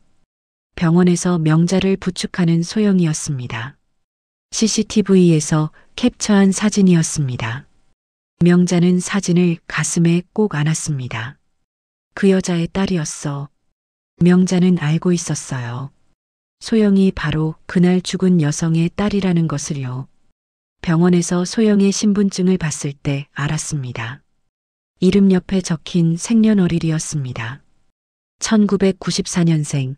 명자는 그때 일을 후회하면서 그 가족이 어떻게 지내는지 알아봤었거든요. 이번엔 지나치지 않을 거예요. 명자는 다짐했습니다. 소영을 꼭 도와줄 거라고요. 20년 전의 죄를 갚을 거라고요. 다음 날 소영은 다시 김밥집으로 가서 6시부터 12시까지 일했습니다. 돈이 필요했습니다. 점심시간에 소영은 병원으로 갔습니다. 아버지는 퇴원 준비를 하고 있었어요. 소영아, 이제 집에 갈 수 있겠다. 네, 다행이에요. 병원비는 해결됐어? 네, 괜찮아요. 거짓말이었어요. 아직 모자랐지만 버지를 걱정시킬 수 없었습니다. 수납 창구에서 직원이 말했습니다. 총 70만 원입니다. 소영의 얼굴이 굳었습니다. 70만 원이요? 60만 원 아니었나요? 추가 검사비와 약값이 포함됐습니다. 소영이 통장을 확인해 보니 52만 원밖에 없었습니다. 제가 지금 50만 원만 내고 나머지는 나중에 내면 안 될까요? 죄송합니다. 퇴원 전에 전액 납부하셔야 합니다. 제발이요. 일주일만 기다려주시면. 규정이에요. 죄송합니다. 자택대기 2주일이 끝나고 마지막 날 아침이 밝았어요. 소영은 통장을 확인했는데 12만 원이 있었고 김밥 알바로 번 돈이 전부였어요. 인사팀에서 전화가 왔습니다. 박소영 씨, 오늘 오후부터 정상 출근하시면 되는데요. 배치부서가 창고관리팀으로 변경됐어요. 소영은 입술을 깨물었어요. 창고관리팀은 회사에서 가장 기피하는 부서였고 사실상 좌천이었습니다. 알겠습니다. 목소리가 떨렸지만 참았어요. 정장을 꺼내 입고 거울을 봤는데 눈밑이 짙어지고 볼은 푹 꺼져 있었어요. 점심을 먹지 않고 물만 마시고 집을 나섰어요. 오후 1시 30분에 회사 앞에 도착했고 경비 춘배가 손을 흔들었어요. 소영 씨, 오랜만이에요. 많이 힘들었지? 괜찮았어요, 아저씨. 로비에서 엘리베이터를 기다리는데 뒤에서 수군거리는 소리가 들렸어요. 저 사람 박소영 아냐? 창고로 간다며? 지하 창고 관리팀에 내려가서 팀장에게 인사했고 오후 2시부터 박스를 옮기기 시작했습니다. 무거웠지만 일할 수 있다는 게 감사했습니다. 5시가 되자 팀장이 오늘은 여기까지 하자고 말했고 소영은 엘리베이터를 타고 1층으로 올라갔어요. 밖으로 나섰을 때 회사 건물 앞이 이상하게 소란스러웠습니다. 사람들이 무리지어 서서 뭔가를 구경하고 있었고 소영도 무심코 그쪽을 봤습니다. 검은색 벤츠 S클래스가 정문 앞에 서 있었는데 윤이 나는 차체가 저녁 노을을 받아 반짝이고 있었어요. 저 차 봤어? 완전 고급인데? 저거 얼마짜리야? 3억은 할 텐데. 누구 거야? 회장님 차 아냐? 동료들이 수군거렸지만 소영은 자신과 상관없다고 생각하며 고개를 돌렸습니다. 바로 그때 차 문이 열리면서 정장을 입은 기사가 내렸고 주변을 둘러보더니 소영 쪽으로 걸어왔어요. 박소영 씨 맞으시죠? 소영은 깜짝 놀라서 뒤를 돌아봤습니다. 네, 저요? 잠시만 기다려 주시겠습니까? 기사가 뒷문을 열었고 안에서 누군가 내렸는데 윤명자였습니다. 어제와는 다른 모습이었어요. 단정한 수트를 입고 있었고 머리도 깔끔하게 정돈돼 있었습니다. 소영 씨, 제가 감사 인사를 제대로 못 드린 것 같아서요. 꼭 식사라도 대접하고 싶어요. 아니에요, 괜찮아요. 주변에서 직원들이 수군거리기 시작했어요. 저 사람 박소영 아냐? 근데 저 차 뭐야? 3억짜리 차에서 내린 사람이랑 아는 사이래? 소영은 얼굴이 빨개졌습니다. 저기, 다른 날은 안 될까요? 오늘이 좋겠어요. 시간 괜찮으시죠? 윤명자의 목소리는 부드러웠지만 단호했고 소영은 고개를 끄덕일 수밖에 없었어요. 차 안으로 들어갔는데 가죽 시트에서 은은한 향기가 났습니다. 명자도 옆에 앉았고 차가 조용히 출발했는데 소영은 손을 무릎 위에 꼭 쥐고 있었어요. 차 안은 고요했고 한참을 달리고 나서 명자가 먼저 말을 꺼냈습니다. 소영 씨, 요즘 어떻게 지냈어요? 그럭저럭 괜찮았어요. 명자는 소영의 손을 봤는데 굳은 살과 상처가 있었고 눈빛이 흔들렸지만 말하지 않았어요. 30분쯤 지나서 차가 멈췄는데 압구정동 한식당 앞이었습니다. 고급스러운 입구였고 소영은 긴장하면서 차에서 내렸어요. 한식당 안으로 들어가자 조용한 분위기가 감돌았고 룸으로 안내됐습니다. 한옥 스타일로 꾸며진 방이었고 창밖으로는 정원이 보였습니다. 편하게 앉으세요. 명자가 먼저 앉았고 소영도 조심스럽게 자리에 앉았습니다. 직원이 메뉴판을 가져왔고 명자가 주문했습니다. 한정식 2개 주세요. 직원이 나가고 둘만 남았는데 침묵이 흘렀습니다. 명자가 입을 열었습니다. 소영 씨, 제가 궁금한 게 있는데요. 그날 왜 저를 도와주셨어요? 소영은 잠시 생각하다가 천천히 대답했습니다. 제 어머니가요. 25년 전에 길에서 쓰러지셨어요. 명자의 눈이 커졌습니다. 그때 아무도 어머니를 안 도와줬다고 들었어요. 그래서 저는 쓰러진 사람을 절대 지나칠 수가 없어요. 소영의 목소리가 떨렸고 명자는 아무 말도 못했습니다. 눈에 눈물이 맺혔지만 명자는 참으면서 고개를 숙였습니다. 소영 씨, 정말 죄송해요. 네, 왜 사과하세요? 그냥 죄송하다는 말밖에. 명자의 목소리가 작아졌습니다. 음식이 나왔고 한정식 상차림이 정갈하게 펼쳐졌습니다. 소영은 이런 음식을 본 지 오래됐고 젓가락을 들어서 밥을 한 숟가락 떴습니다. 입에 넣자 너무 맛있어서 눈물이 날 뻔했지만 참았습니다. 명자는 소영을 바라보면서 가슴이 아팠습니다. 소영 씨, 혹시 필요한 게 있으면 언제든 말씀해 주세요. 아니에요. 정말 괜찮아요. 저는 정말로 소영 씨를 도와드리고 싶어요. 명자는 잠시 망설였지만 아직은 때가 아니라고 판단했습니다. 식사가 끝나고 명자는 명함을 꺼내서 건네서요. 여기 제 연락처예요. 소영은 명함을 받았는데 이름과 전화번호만 적혀 있었고 직함은 없었습니다. 어떤 일을 하세요? 곧 알게 되실 거예요. 조만간 직접 알려드릴게요. 의미심장한 대답이었습니다. 식당을 나왔고 소영은 지하철역으로 걸어갔어요. 뒤돌아보니 명자가 차 옆에서 자신을 바라보고 있었고 소영은 손을 흔들었습니다. 명자는 차 안으로 돌아갔고 창밖을 보면서 눈물을 흘렸습니다. 미안해요, 소영 씨. 곧 모든 걸 말씀드릴게요. 그날 밤 소영은 집에 돌아와 침대에 누웠는데 오늘 있었던 3억짜리 차와 명자가 계속 떠올랐습니다. 휴대폰을 확인하니 회사 단톡방에 메시지가 쌓여 있었어요. 박소영이 3억짜리 차 타고 가더라.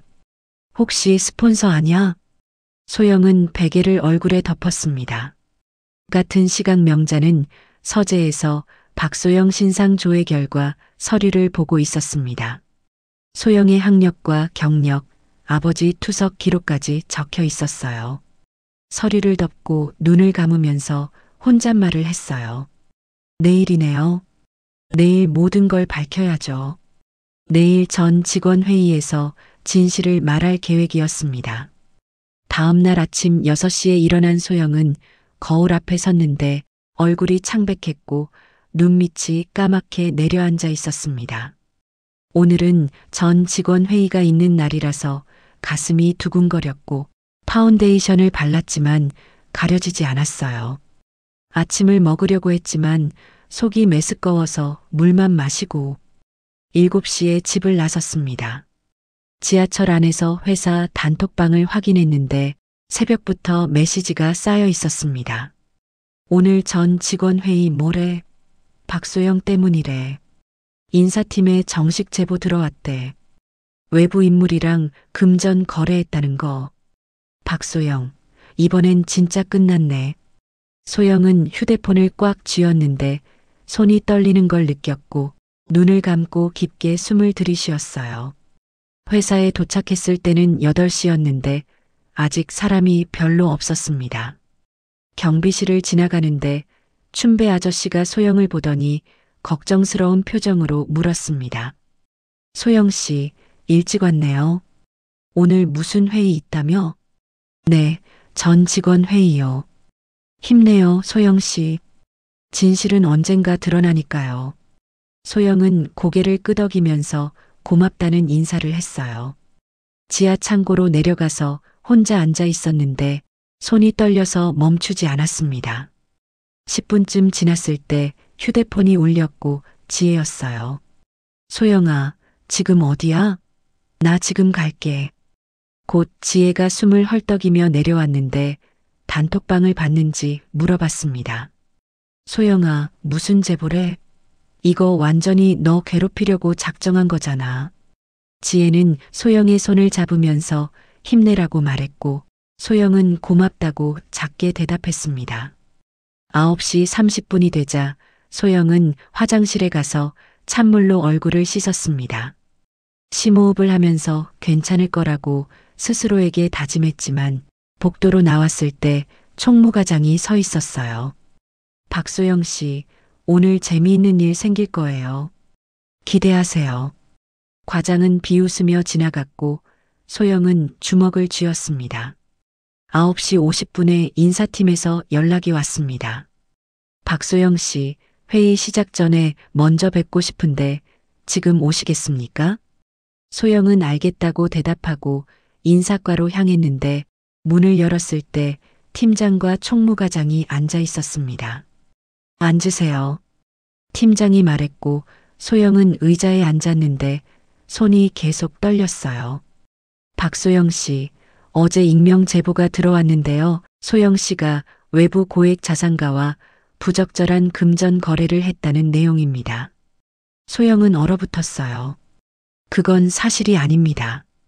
그럼 어제 회사 앞에 온 고급차는 뭡니까? 3억 원대 차량이었는데 그 차 주인과 어떤 관계입니까? 제가 병원에 모셔다 드린 분입니다. 총무과장이 비웃으며 끼어들었어요. 병원에 모셨다고 3억짜리 차를 보내주나요? 말도 안 되는 소리 하지 마세요. 소영은 입술을 깨물었는데 변명할 말이 없었어요. 팀장이 계속 말했습니다. 그리고 그분이 소영 씨 병원비를 대신 낸 적도 있죠? 이건 명백한 금전 거래인데 회사는 직원의 사적 금전 거래를 엄격히 금지합니다. 제가 원한 게 아니라 원하지 않았어도 받았잖아요. 일단 10시 회의에 참석하세요. 그 자리에서 최종 결정이 내려질 겁니다. 소영은 자리에서 일어나서 문을 나섰는데 복도에서 비틀거리며 벽에 기댔어요.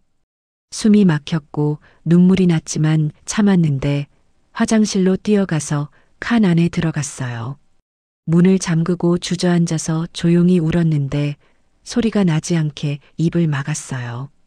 20분쯤 울고 나서 세면대 앞에 섰는데 눈이 퉁퉁 부어 있었고 찬물로 씻으면서 정신을 차리려고 애썼어요. 한참을 그렇게 있다가 나와서 회의실로 향했습니다.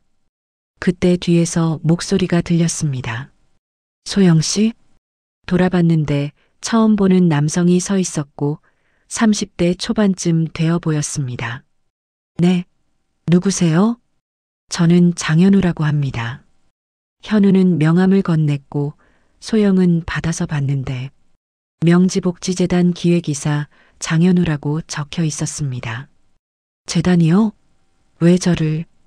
제가 오늘 회의에 참석하게 됐는데요. 소영 씨와 많은 상관이 있습니다.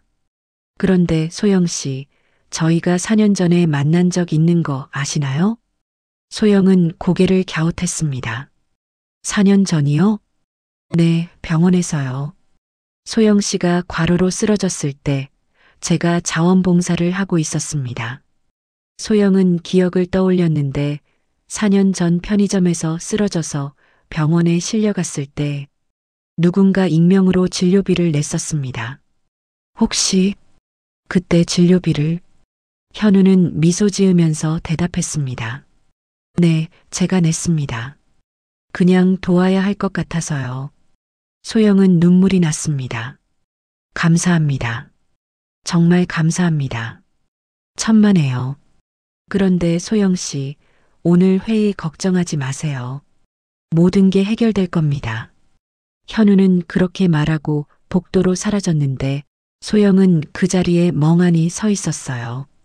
재단이라니, 그리고 4년 전 진료비를 낸 사람이라니 모든 게 연결돼 있는 것 같았지만 알 수 없었습니다. 10시가 가까워지자 소영은 회의실 앞에 섰는데 직원들이 하나둘 들어가고 있었습니다. 소영도 들어가서 뒷자리에 앉았고 지혜가 옆에 와서 앉으면서 괜찮냐고 물었어요. 응, 괜찮아. 하지만 목소리가 떨리는 걸 느꼈습니다.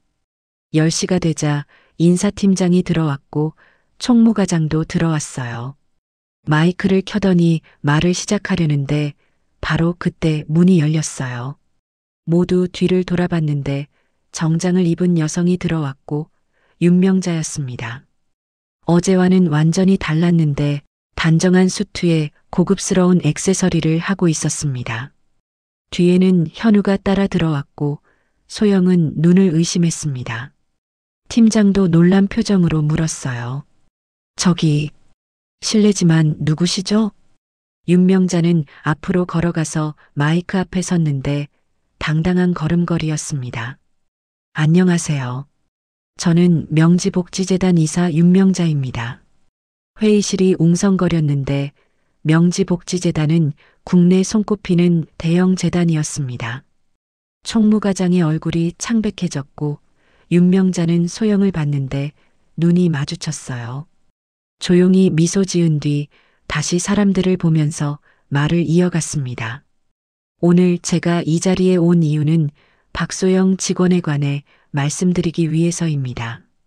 소영은 심장이 터질 것 같았고 회의실은 조용해졌어요. 박소영 직원은 제 생명의 은인입니다. 회의실이 술렁거렸습니다. 3주 전 저는 이 회사 앞에서 쓰러졌는데요. 그때 아무도 저를 돌아보지 않았습니다. 단 한 사람, 박소영 직원만 빼고요. 명자는 소영을 보면서 계속 말했습니다. 소영 씨는 자신의 전 재산인 10만 원을 써서 저를 병원에 데려다 주었습니다. 그 10만 원은 소영 씨 아버지의 약값이었어요.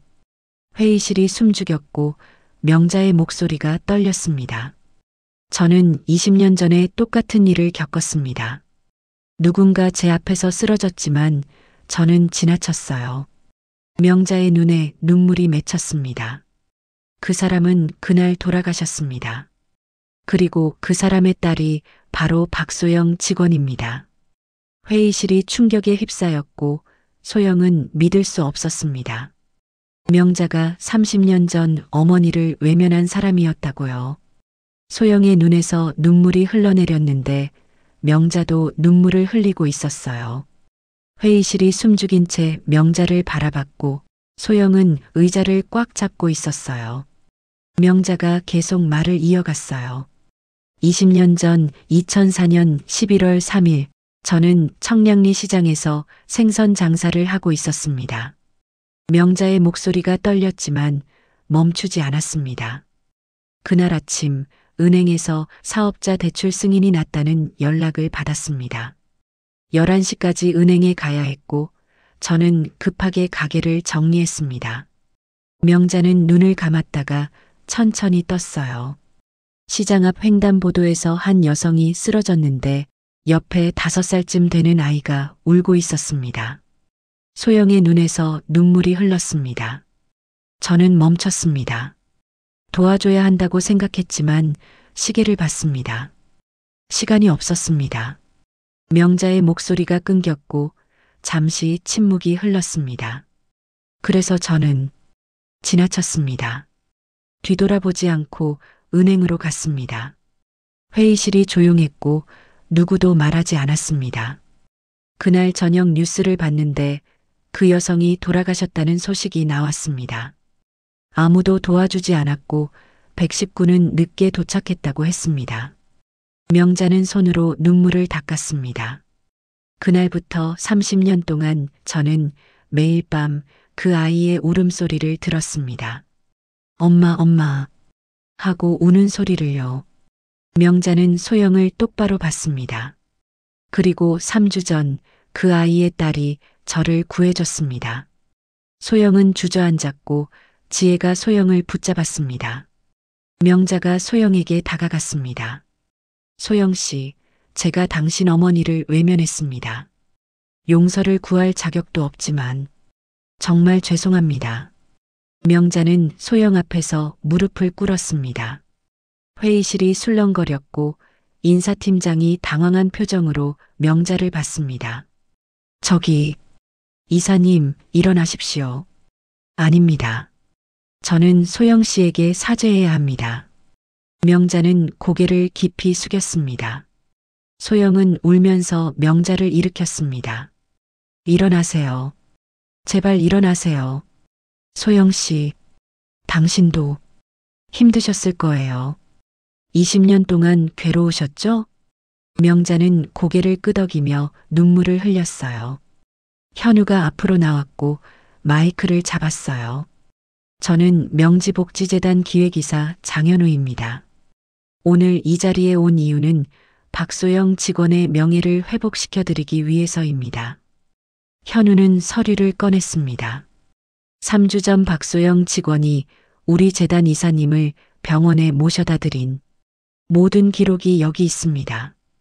병원 CCTV, 택시 블랙박스, 응급실 진료 기록 모두 확인됐습니다. 현우는 서류를 인사팀장에게 건넸어요. 박소영 직원은 자신의 전 재산으로 타인을 구했고 우리 재단은 그 선행을 기록하고 있습니다. 총무과장이 의자에서 일어나려다가 주저앉았습니다. 현우가 총무과장을 봤습니다. 그리고 어제 익명 제보를 하신 분이 이 자리에 계신 것으로 압니다. 총무과장의 얼굴이 하얗게 질렸습니다. 우리 재단 법률팀에서 확인한 결과 그 제보는 허위사실 유포에 해당하며 명예훼손으로 고소할 수 있습니다. 현우는 서류 한 장을 더 꺼냈습니다. 제보자는 기태수 총무과장으로 확인됐습니다. 회의실이 웅성거렸고 동료들이 태수를 봤습니다. 태수는 일어나서 도망치려고 했지만 인사팀장이 막아섰어요. 기 과장님 앉으세요. 회의 끝나고 따로 이야기합시다. 태수는 다리가 풀려서 의자에 주저앉았습니다. 명자가 다시 마이크를 잡았습니다.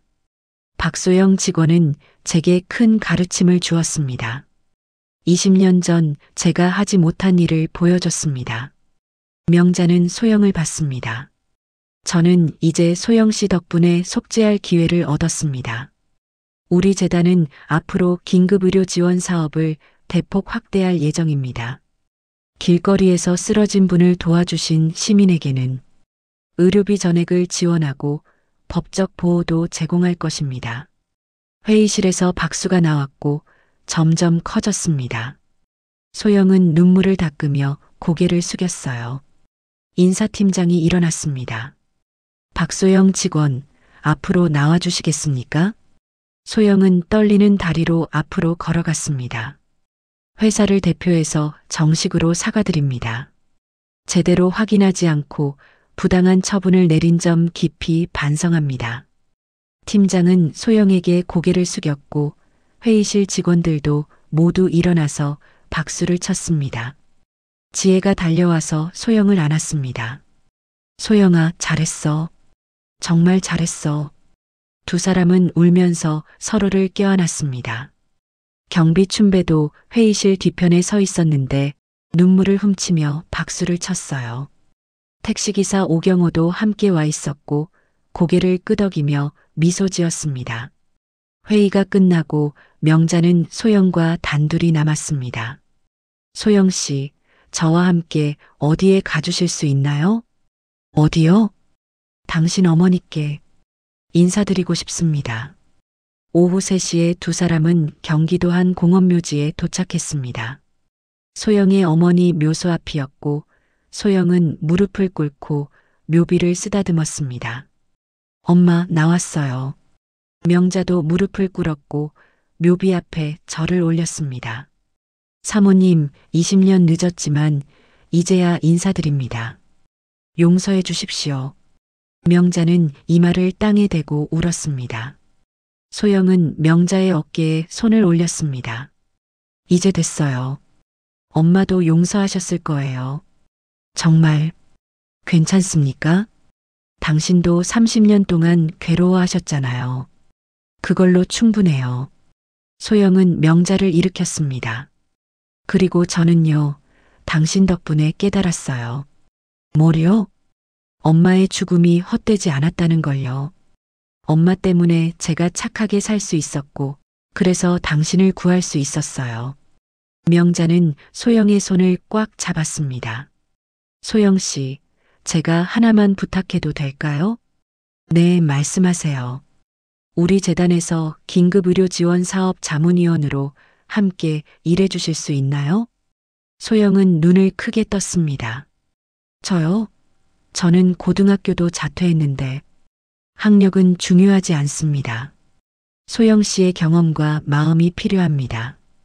명자는 진심이 담긴 눈빛으로 소영을 봤습니다. 제발 부탁드립니다. 소영은 잠시 망설이다가 고개를 끄덕였습니다. 알겠습니다. 도움이 될 수 있다면요. 감사합니다, 소영 씨. 묘소를 떠나기 전에 소영은 어머니 묘비 앞에 섰습니다. 엄마, 나 이제 좀 쉬어도 될까요? 당신이 가르쳐준 대로 착하게 살았어요. 바람이 불어왔고 나뭇잎이 흔들렸습니다. 차에 타고 돌아오는 길에 명자가 물었습니다. 소영 씨 아버님은 어떻게 지내세요? 많이 좋아지셨어요. 다음 주에 퇴원하실 수 있을 것 같아요. 제가 아버님을 뵙고 싶은데 괜찮을까요? 소영은 잠시 생각했습니다. 아버지께 먼저 여쭤봐야 할 것 같아요. 그러세요. 제가 직접 사죄드리고 싶습니다. 명자의 목소리에는 간절함이 담겨 있었습니다. 그날 밤 소영은 아버지에게 모든 걸 말했습니다. 회의에서 있었던 일, 명자의 정체, 그리고 30년 전 일까지요. 아버지는 조용히 듣고 있다가 한참 만에 입을 열었어요. 소영아, 그분도 참 힘들었겠구나. 아빠, 30년 동안 괴로워했다면 이미 벌을 받은 거야. 만나보자고 전해라. 아버지는 창밖을 보며 말했습니다. 내 엄마도 그렇게 원할 거야.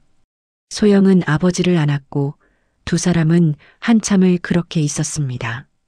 창밖으로 달빛이 들어왔고 오랜만에 평화로운 밤이었어요. 며칠 뒤 회사 복도는 그날따라 유난히 조용했습니다.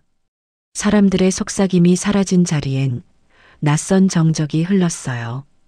인사팀 문이 열리자 총무과장이 고개를 숙인 채 나왔습니다. 하얗게 질린 얼굴, 구겨진 셔츠, 손에는 한 장의 사표가 들려 있었어요. 누군가 숨을 삼켰어요. 진짜 사표 냈대. 그 말이 돌자 공기는 한층 무거워졌습니다. 소영은 그저 서 있었어요. 손끝이 떨렸지만 눈빛은 흔들리지 않았어요. 그동안 참았던 눈물이 모골대까지 차올랐지만 끝내 흘리진 않았습니다. 인사팀장은 단호한 목소리로 말했습니다. 루머를 유포하고 허위 보고를 한 사실이 확인됐습니다. 징계위원회에 회부할 예정입니다. 그제야 사람들의 시선이 소영에게로 향했어요. 그 눈빛 속엔 미안함과 후회가 뒤섞여 있었습니다. 잠시 후 한 동료가 조심스레 다가왔습니다. 소영 씨 미안해요. 우리도 그 사람 말만 믿고 당신을 의심했어요. 소영은 억지로 미소를 지었습니다. 괜찮아요. 이제 다 지나갔잖아요. 그 말은 담담했지만 속마음은 부서진 유리처럼 아팠어요. 사람들이 하나둘 모여 사과를 건넸습니다. 그날 병원비 냈다길래 솔직히 저도 의심했어요. 근데 진짜 그런 사람이 아니었네요. 미안합니다. 소영은 고개를 숙였습니다. 사람은 믿고 싶을 때보다 의심할 때가 더 많죠. 그녀의 목소리는 부드러웠지만 오래된 상처가 배어 있었어요. 점심시간 복도 끝에서 경비춘배가 기다리고 있었습니다. 낡은 모자를 벗으며 허리를 굽혔습니다. 소영 씨, 좋은 일 있을 거랬지? 그의 눈가엔 미묘한 웃음이 번졌어요. 그때 느꼈어. 그런 사람은 절대 나쁜 짓 못해요. 내가 경비 인생 20년인데 사람 얼굴 보면 알거든. 소영은 그 말에 고개를 숙이며 웃었어요. 그동안 꽁꽁 묶여있던 가슴이 조금 풀리는 듯 했습니다. 얼마 뒤 택시기사 오경호가 회사 앞으로 찾아왔습니다. 잔뜩 구겨진 야구 모자를 벗으며 말했습니다. 그날 병원 앞에서 봤잖아요. 그 눈빛이 아직도 생각나요. 사람 살려야겠다고 울던 그 얼굴. 소영은 눈시울이 붉어졌어요. 그녀는 그날 밤 병원 창문에 비친 자신을 떠올렸습니다. 젖은 머리, 떨리는 손, 하지만 놓지 않았던 그 손길. 그저 누군가 살았으면 했어요. 저도 그랬습니다. 근데 그게 이렇게 커질 줄은 몰랐죠. 오경호는 씁쓸하게 웃었습니다. 그날 오후 윤명자로부터 연락이 만나자고 연락이 왔습니다. 소영은 망설이다 카페로 향했어요.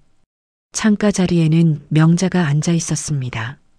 평소의 단정한 모습 대신 낡은 코트를 입은 채였어요.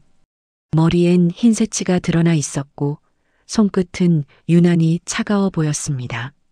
명자는 조심스럽게 가방을 열고 오래된 사진 한 장을 꺼냈어요. 젊은 시절의 명자와 어린 아들 현우의 모습이 담겨 있었습니다. 이 아이가 내 아들이에요. 지금은 내 대신 운전해주는 사람으로 일하고 있죠. 그날 병원에 같이 있었어요. 소영은 놀란 듯 눈을 크게 떴습니다. 그럼 그 벤츠 운전하던 남자분이?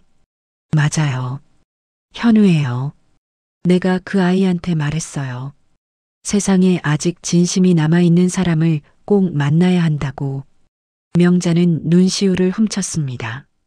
그날 당신이 그걸 보여줬어요. 내가 잃었던 신뢰, 그리고 감사. 소영은 조용히 말했다. 사람이라면 당연히 해야 할 일이었어요. 명자는 눈을 감고 고개를 끄덕였습니다. 카페 문을 나서며 소영은 하늘을 올려다보았습니다. 푸르던 하늘은 어느새 석양빛으로 물들고 있었어요. 바람이 불어 머리카락이 흩날렸지만 그녀의 표정은 한결 편안했습니다. 착하게 산다는 게 결국 손해가 아니었네요. 그녀는 혼잣말처럼 웃었습니다. 명자는 그 뒷모습을 바라보다가 아주 조용히 말했어요. 진심은 결국 누군가의 인생을 바꿉니다.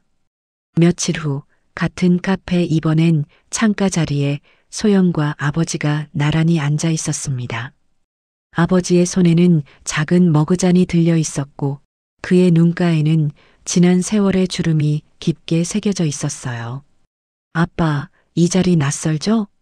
소영이 조심스레 웃었고 아버지는 고개를 끄덕였습니다. 내 엄마 세상 떠나고 이런 데 나온 게 처음이구나. 그때 문이 열리며 명자가 들어왔습니다. 손에 꽃 한 송이를 들고 그녀는 천천히 다가와 깊이 고개를 숙였습니다. 제가 사모님을 외면했습니다. 그 한마디에 공기가 멎은 듯 했어요. 아버지가 천천히 고개를 들었습니다. 이미 지나간 일이고 그건 사모님 책임이 아니지요. 그 사람의 인생이 거기까지였던 것입니다. 사모님이 미안해 하실 필요는 없어요. 명자의 어깨가 떨렸습니다. 용서해 주십시오. 아버지는 한참을 말없이 바라보다가 잔잔하게 고개를 끄덕였습니다. 평생 괴로워하셨겠지요. 그건 사모님께서 착해서 그러신 거예요. 잊으세요. 저나 소영이는 그때 다른 사람 원망하지 않았어요. 아버지의 목소리는 굳었지만 따뜻했습니다. 아버지는 천천히 말을 이었습니다. 우리 딸이 그 빚을 갚았어요. 명자의 눈에서 눈물이 흘러내렸습니다. 그녀는 떨리는 손으로 눈가를 가렸어요. 그날 이후 매일 기도했어요. 언젠가 사과할 수 있는 날이 오길. 그리고 저희 현우가 소영 씨를 너무 마음에 들어해요. 괜찮다면 현우와 만나보는 게 어떨까요? 소영은 아버지의 손을 잡았어요. 그 손은 여전히 거칠었지만 따뜻했습니다. 세 사람 사이로 저녁 햇살이 스며들었습니다. 창문 너머로 빛이 번지며 시간마저 숨을 죽이는 듯 고요했어요. 그날 세 사람은 말없이 커피잔을 마주했습니다.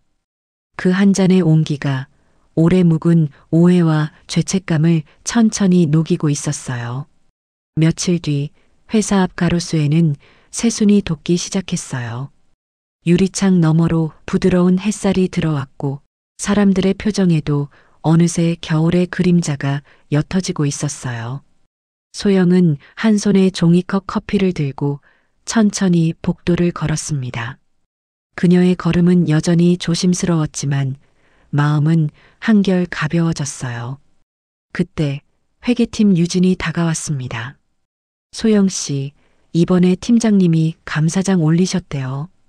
그때 병원에서 도운 일 공식적으로 인사팀에도 보고됐대요. 소영은 순간 멈춰섰습니다.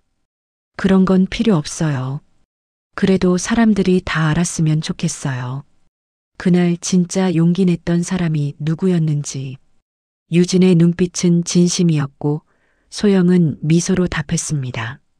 고마워요. 이제 그 일은 마음속에만 두면 돼요. 엘리베이터 문이 닫히기 직전 총무과장이 고개를 숙이며 인사했어요. 죄송합니다, 소영 씨.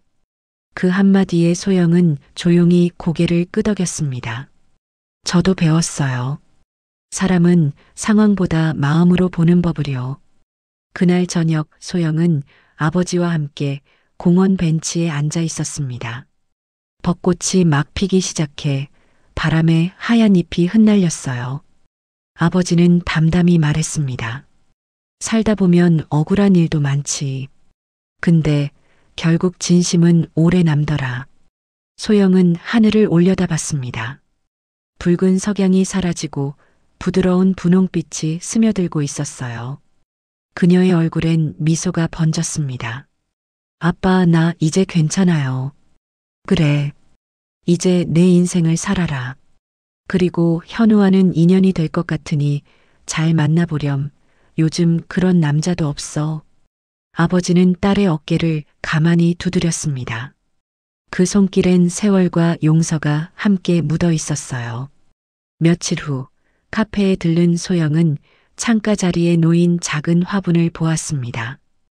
윤명자 드림이라고 적힌 쪽지가 꽂혀 있었죠.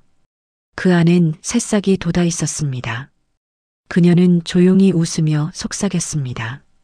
이제 정말 봄이네요.